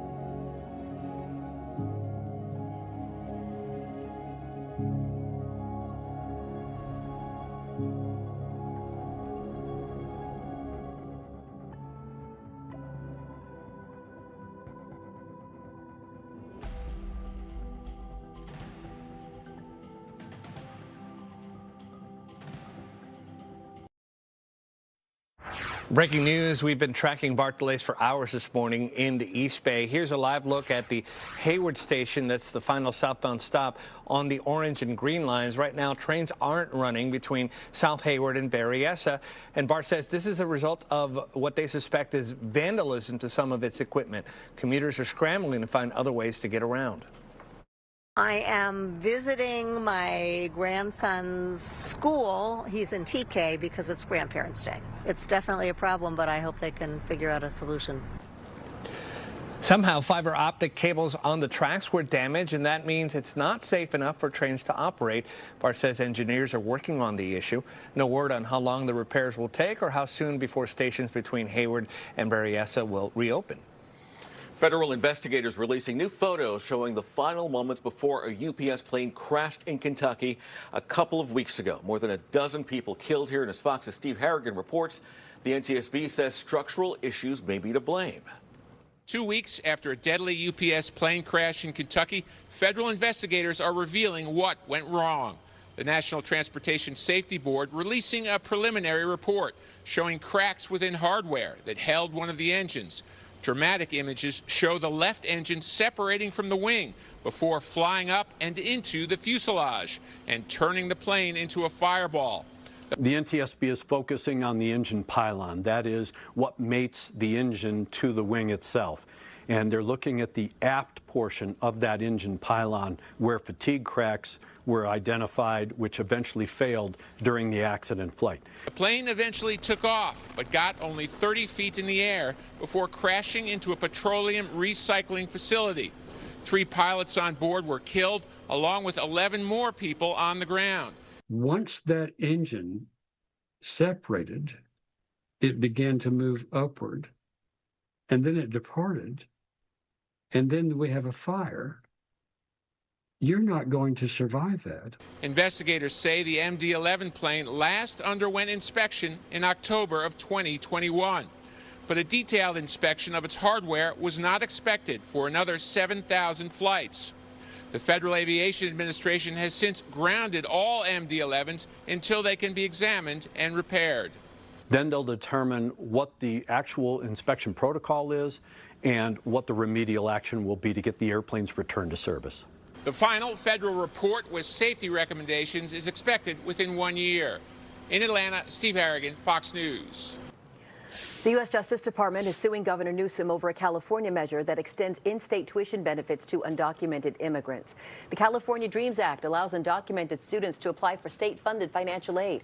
The Trump administration says that causes U.S. citizens to pay more in tuition than those who are in the country illegally. It's the third lawsuit in a week by the DOJ against our state.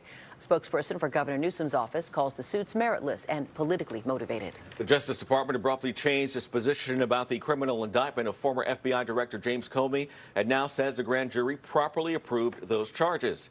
After admitting just yesterday that the full grand jury had not reviewed the final 2-count indictment, the interim U.S. attorney filed a notice correcting the record. She now insists the panel properly voted on the counts of making a false statement and obstructing Congress, characterizing the prior admission as merely a, quote, clerical inconsistency. Happening today, New York City Mayor-elect Zohran Mamdani will meet with President Trump at the White House in the coming hours. The meeting follows several months of harsh words between the president and the man who'll soon lead America's largest city. Mayor-elect Mamdani has been a strong critic of the Trump administration's immigration and economic policies in particular. President Trump has called Mamdani a communist who will ruin New York City.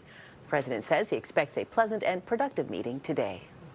He should be very nice to me. You know, I'm the one that sort of has to approve a lot of things coming to him, so he's off to a bad start. Mayor-elect Mamdani is a Democratic socialist. He and the president clash on just about every major issue. Their Oval Office meeting set to get underway at noon our time. Tonight, San Francisco Mayor Daniel Lurie is hosting what he calls a fireside chat as he searches for the next supervisor to represent the Sunset District.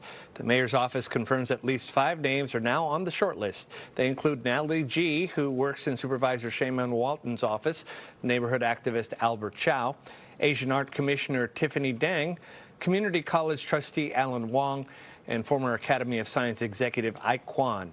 Political experts say all 5 have an impressive resume. More experience in government, more experience in politics, perhaps stronger and longer ties to the community in Sunset. This meeting in the Sunset is necessary because Supervisor Bea Alcatraz resigned after just 1 week on the job. The mayor's fireside chat begins at 5 p.m. at the Waimea School on Judah Avenue. Well, several San Francisco neighborhoods now hosting night markets, but one in Cold Valley is offering rather something a little different this time. The pop-up town square took over a block of Carl Street, and it wasn't like other night markets because you could walk around with alcohol. 350 tropical plants were brought in by Bay Area nursery Flora Grub Gardens, offering visitors a chance to sit amongst the greenery and listen to music. It felt like a corner of the jungle got transported to San Francisco. Visitors also got to explore the whole market with a cocktail in hand because the area is a new entertainment designation zone.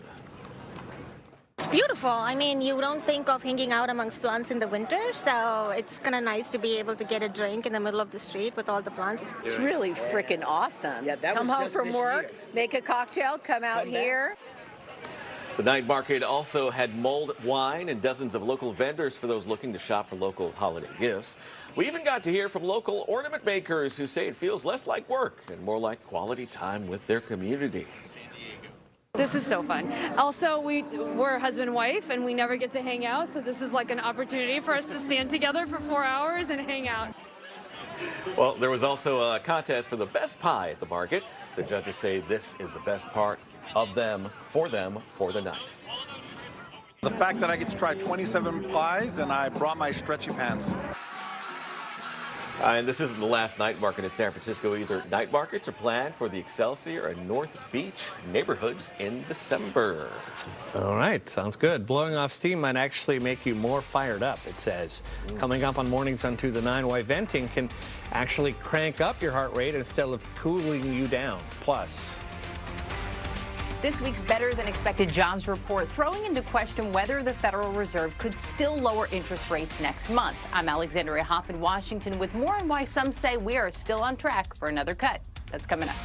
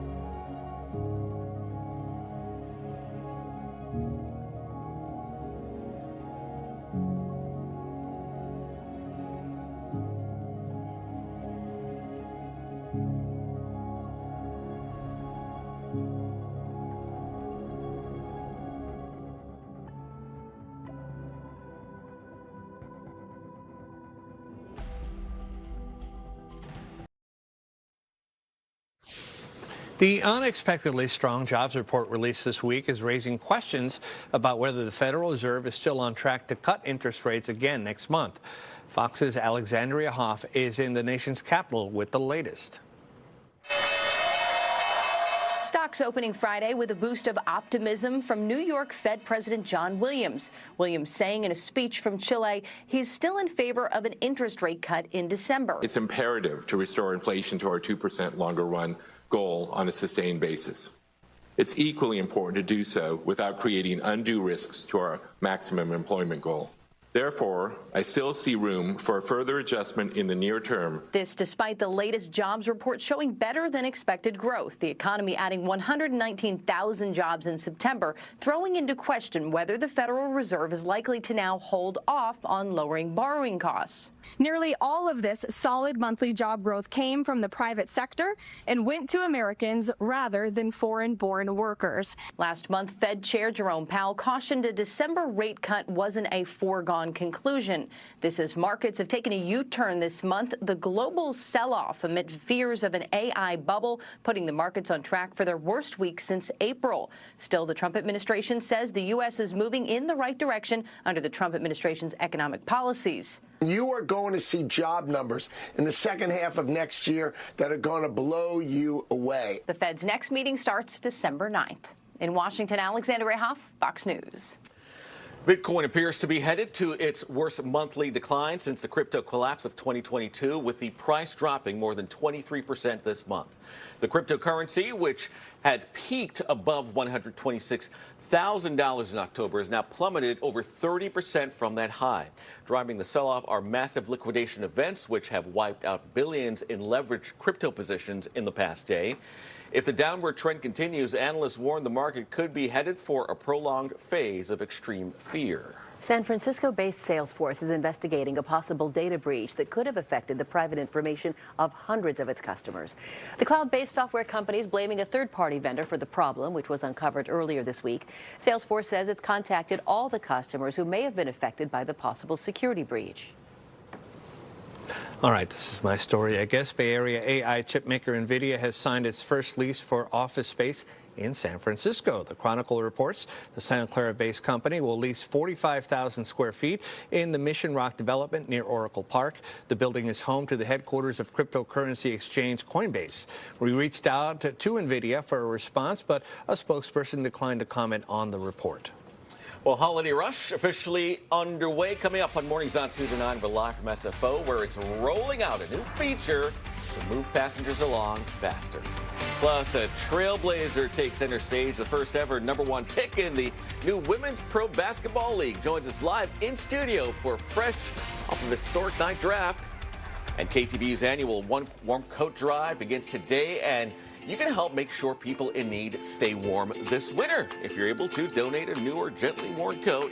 Scan the QR code on your screen or head to KTVU.com for a list of participating drop-off locations. The One Warm Coat Drive runs until December 14th. We'll be right back.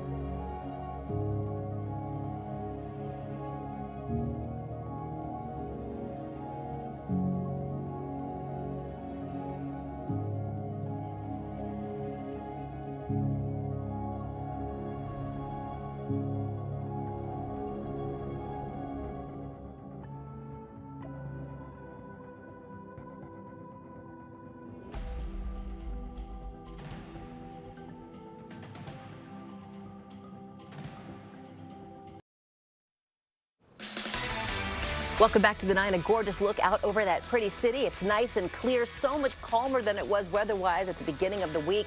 On this day that we're marking 25 years, a thank you and a goodbye to our Steve Paulson. I love that the weather is perfect. All right, we'll see more of Steve in the back half of this 9. First, though, let's talk about what you do or don't do at work. This is so key. Venting may actually increase your anger. This is according to researchers at Ohio State. They found like running it out, just going on and on about how much you hate that guy or girl, that raises your heart rate. This means it does not help to get rid of negative feelings. It may even increase them. Experts say the only effective way to calm down is to quiet your mind. Use techniques such as deep breathing, mindfulness, or yoga.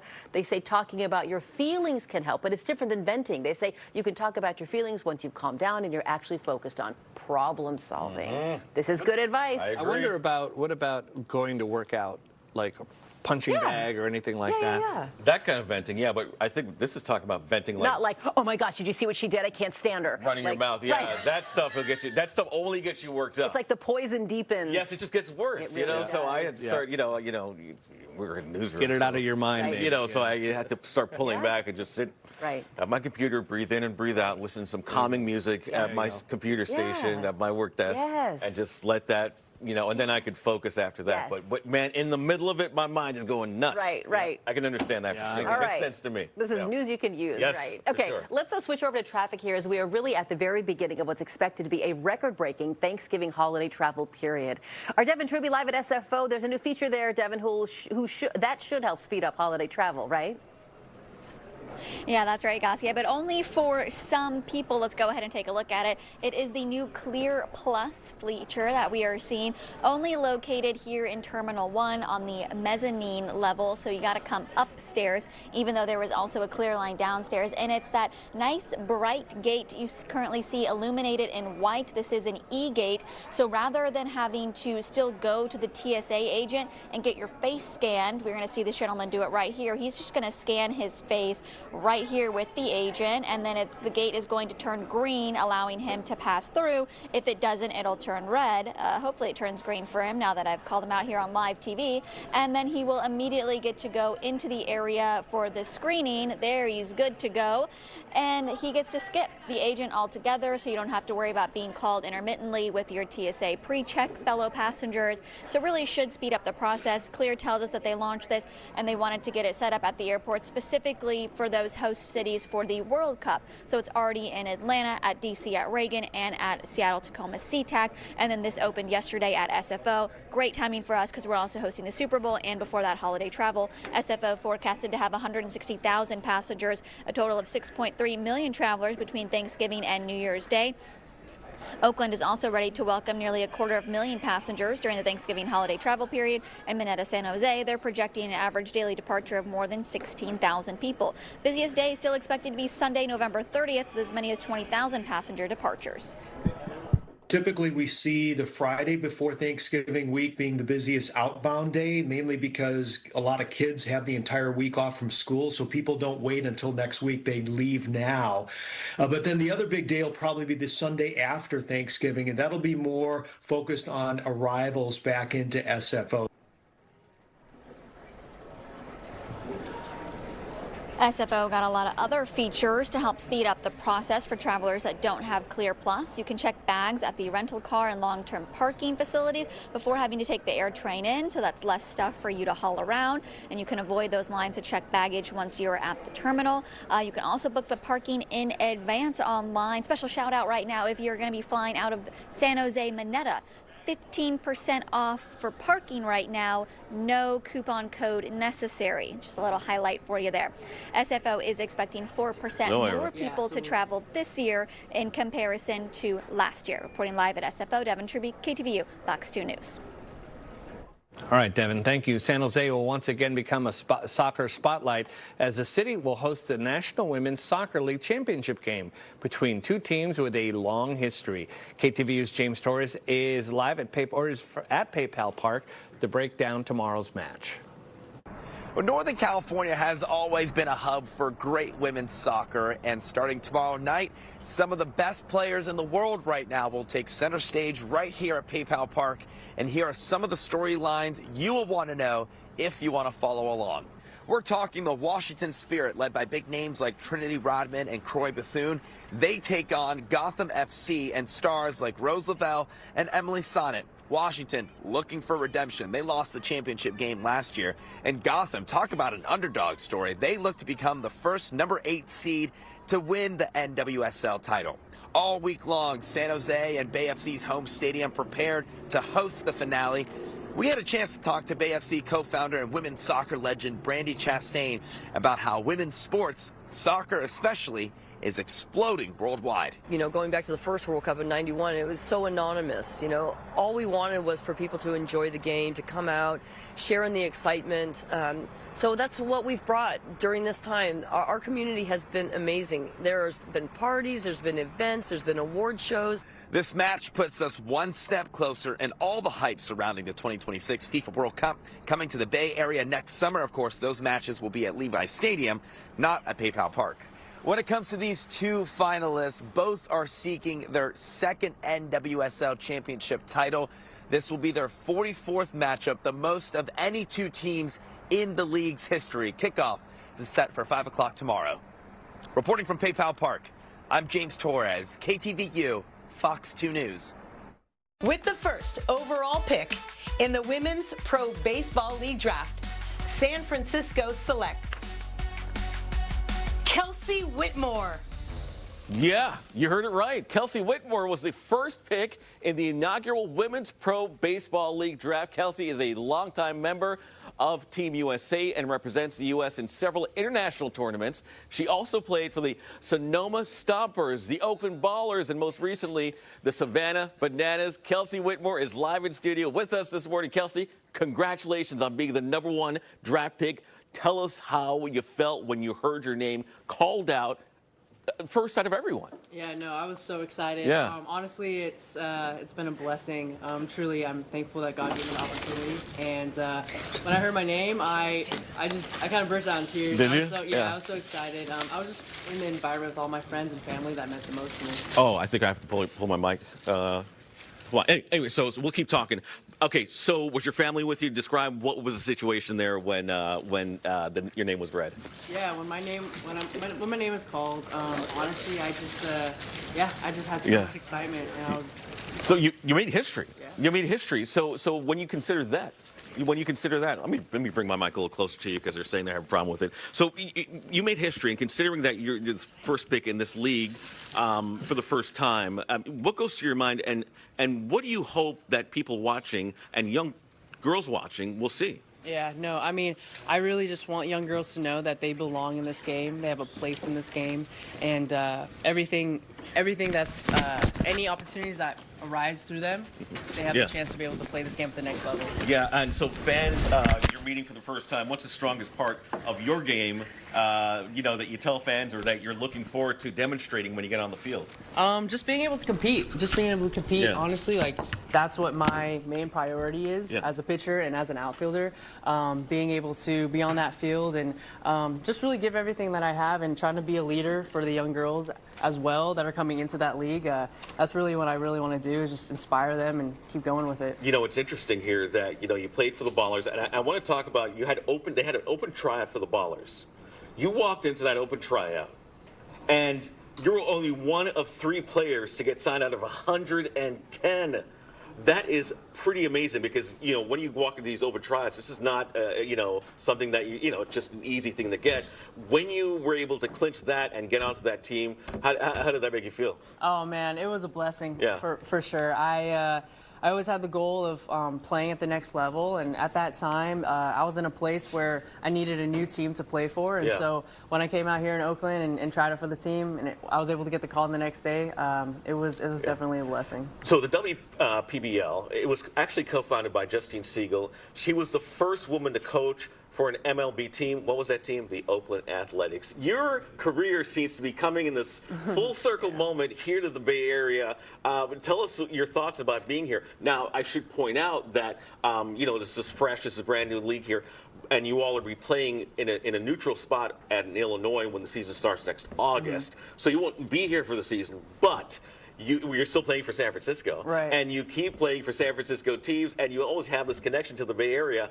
Tell us, your feelings about this area. Yeah, no, I definitely have a lot of great feelings about this area. Yeah. The first professional team I ever played for was the Sonoma Stompers out in Sonoma. Exactly. Yeah. And then I came back to the Bay, came back to Oakland. I played for the Oakland Ballers, and so just being able to come back and be able to represent the city of San Francisco, it means a lot. All right. So what's next for you now? And, you got some time till the season starts. What goes into the next 6 months of your life? Gearing up for the season. Yeah. Training, getting ready. You know, it's. I'm here to represent as a professional athlete. For the training aspect of things leading up to the season, do you do that at home? Are you going to be doing that with the team? When do they crank that up? Yeah, so August 1st is when the season will start. We'll have a few days of spring training before that. And in the meantime, all of us will be gearing up for that and training at the homes that we're at right now. You got into baseball how? Always had a passion for it. Yeah. When I was a little girl, when I was 6 years old, Yeah. God planted the dreams on my heart. Yeah, it was a parent or anything, or anyone that was an adult that got you into this, that got you interested? Yeah. Where did that passion come from? I always grew up playing baseball with my dad, with my brother, Yeah. and my dad was basically my first catch playing partner. Oh, so nice. Okay. Yeah, I always grew up being out in the streets playing wiffle ball and always loved the game at a young age. Wow. All right. Well, congratulations again. This is a historic day. You're the first. You're going to go down in history, for this. So, thank you so much for dropping by this morning. We really appreciate it. And you're hoping to go to the soccer game tomorrow, where James is right now. Yep, So, good luck. Thanks you're from Southern California, but you're up here quite a bit as we see. We just keep drawing you back, Elsie. Definitely. Thank you so much. Thank you. And congrats again. All right, still to come. He has been a steady, familiar voice guiding our mornings here on 2 for 2.5 decades, and now he is saying goodbye after all that time. By the way, he's part of the longest running news anchor team in the whole Bay Area right now, okay? We're reflecting on Steve Paulson's incredible career here on The 9.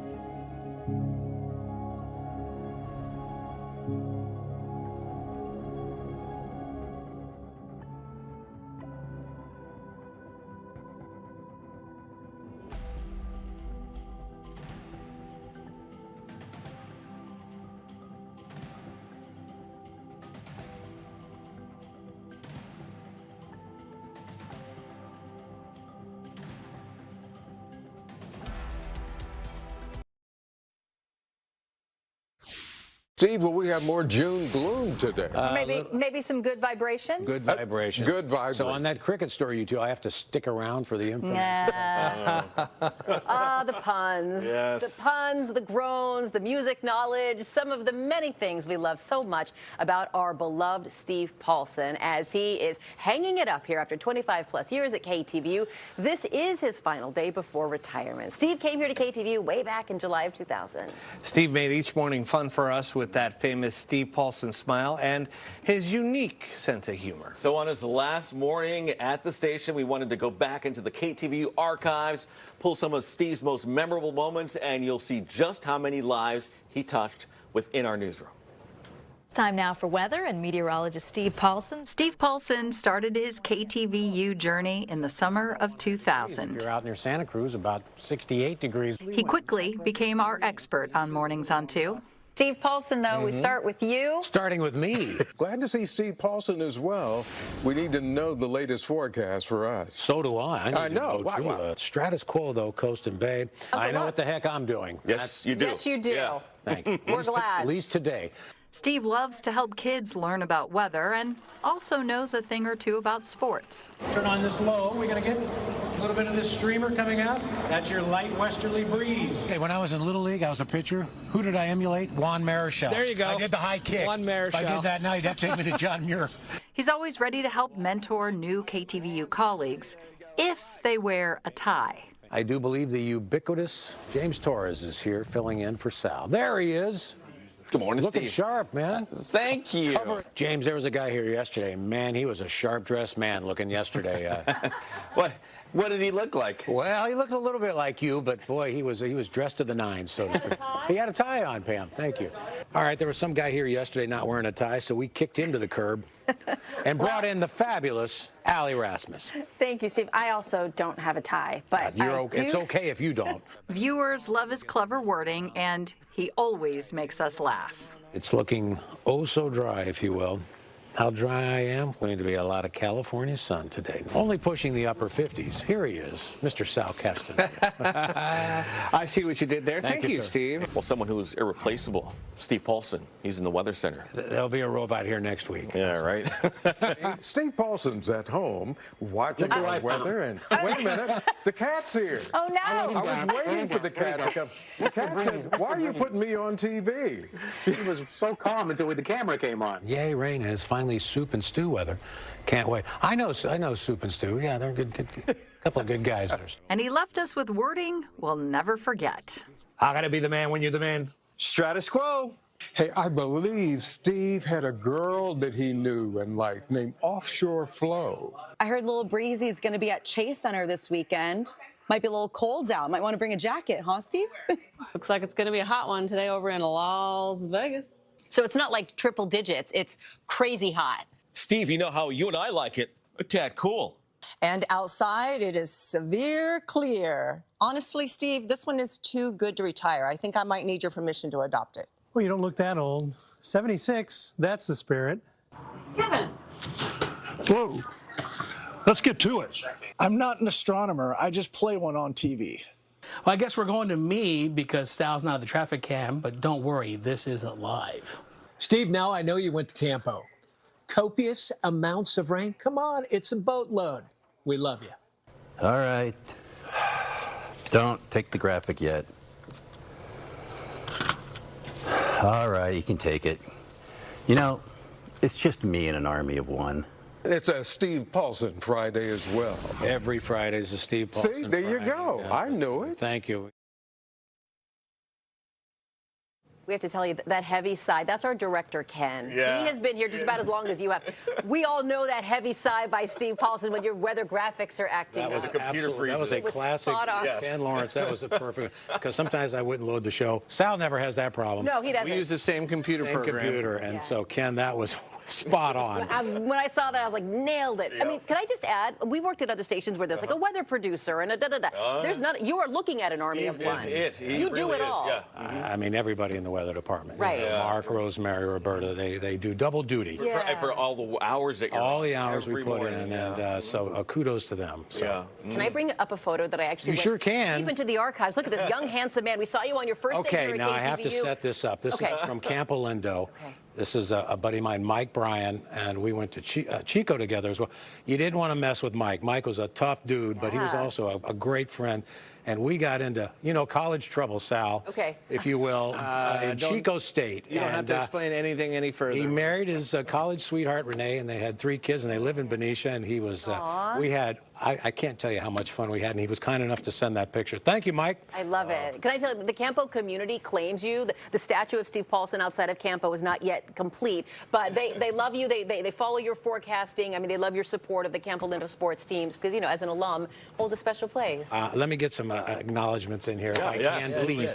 All the producers, thank you for putting up with me, whether people talk long and they, they put it in. The directors, Ken Lawrence, of course, Dave Moore, my rock and roll brother, and Jeff Green. Good times there.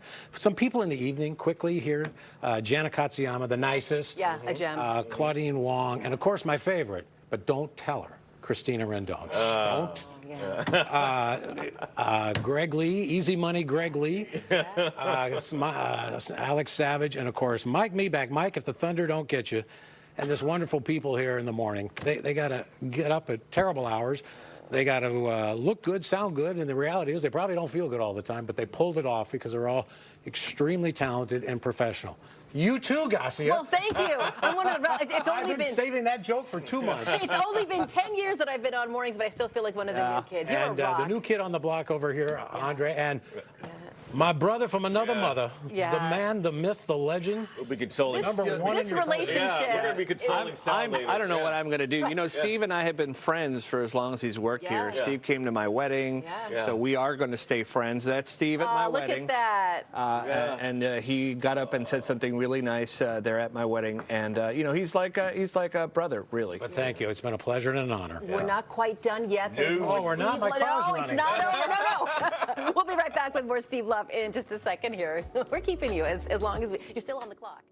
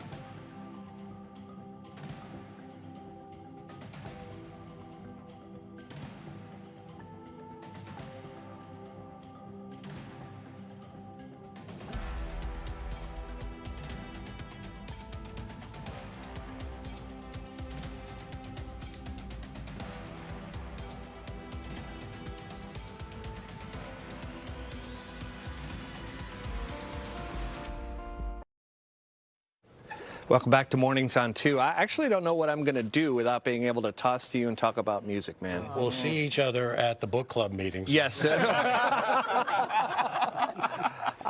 Steve is retiring today. He's been here since the year 2000.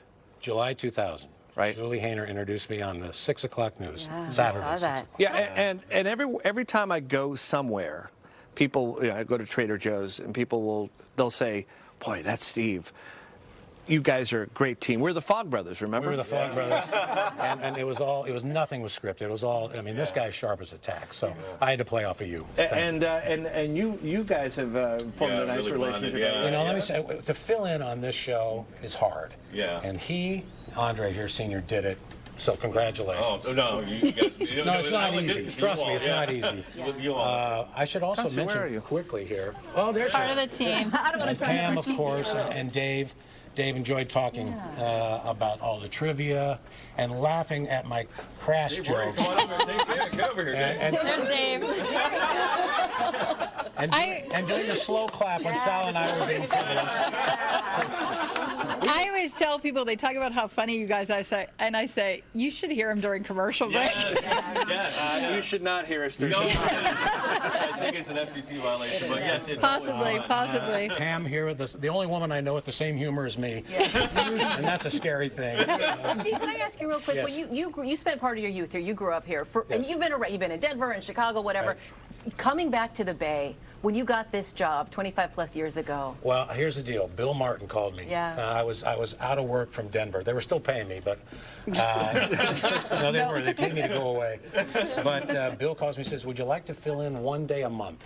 Wow. And I said, "Sure." Well, one day a month turned into 25 years later. So thanks to Bill and everybody in the weather department. And people have asked me, because you worked at Channel 36 KICU. I did before we bought it. KICU, you should see us now. Yeah, right? there you worked. So you've been forecasting the Bay Area for long. Some people remember you from these other channels. Let me put this in here. When I went to Chico State. And senior year, Ken Lawrence over here, and I was a senior in college, and I just walked in the door of a TV station. You could do that back then. You can't do it now. KHSL. And the receptionist looked at me and said, "What do you want?" And I said, "I want to be an intern here." And she put me in touch with a guy. And when you're in college or you're looking for a job, doesn't matter what kind of line of work you're in. You don't need 100 people to like you. You don't need 10. You just need one. Right? In this business. That's true. And that one was Dan Adams. And he looked at me and we're talking. All of a sudden he goes, "Have you ever thought about doing the weather?" And I said, "No, but I can do it." And my dad taught me, figure out how to do it later. Yes.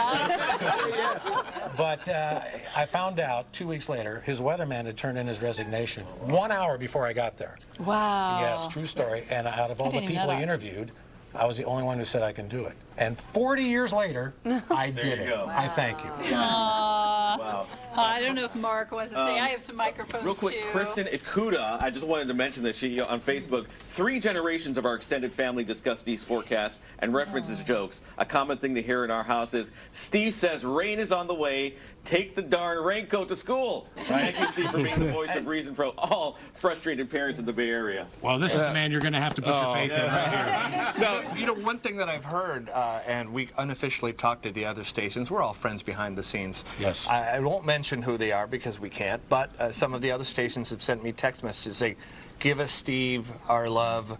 He's an icon." So in the business, you are respected. Thank you. I appreciate that. And real quickly here, a buddy of mine, Mike Delfino, he used to be in the business. I worked with him in Monterey and San Jose. He got smart and got out of the business. He's a teacher down at Harker, School in San Jose. He's putting this on for his 5th graders. Nice. You be nice. You 5th graders be nice to Mr. Delfino. Yes, please. Ross McGowan. Have to mention Ross. Ross would come in here and make us laugh every time, right? Love Ross. I think I've mentioned everybody, but I hope Nelson just sent me a text. Nelson. He said aloha. Yeah. Steve. He used to be our floor director before Tim, the amazing fact checker. And Steve, Tim. you did it your way. We have, remember those consultants? Way, whether they liked it or not. All the consultants. All the consultants that said we had to do weather a certain way, and you stuck to it's remarkable. And what did your dad tell you to always say? Sounds good. Yeah, Just tell me. Whatever the boss says, sounds good. Yeah. Usually And then do it your way. 5 minutes before you're walking out the door, they'll say, "You got a minute?" And you're like, "No, I don't have that." But just say whatever they say. Sounds good. And you also said I bow to the west wind. I bow to that west wind. Yes. When it's hot, you want that west wind. Right. And stuck patterns stay stuck. Stuck patterns stay stuck. Right. That is true. Steveisms. Steveisms. I know, there's so many. Anyway, thank you. I've had a blast. Thank you. We love you. We're Congrats, going to Steve. continue the party over on Take Two on the Fox local app. So we're not done with it. We're going to cut this cake and love more on Steve. Sounds Wilson. great. Thank you for having me. Congratulations. Congratulations.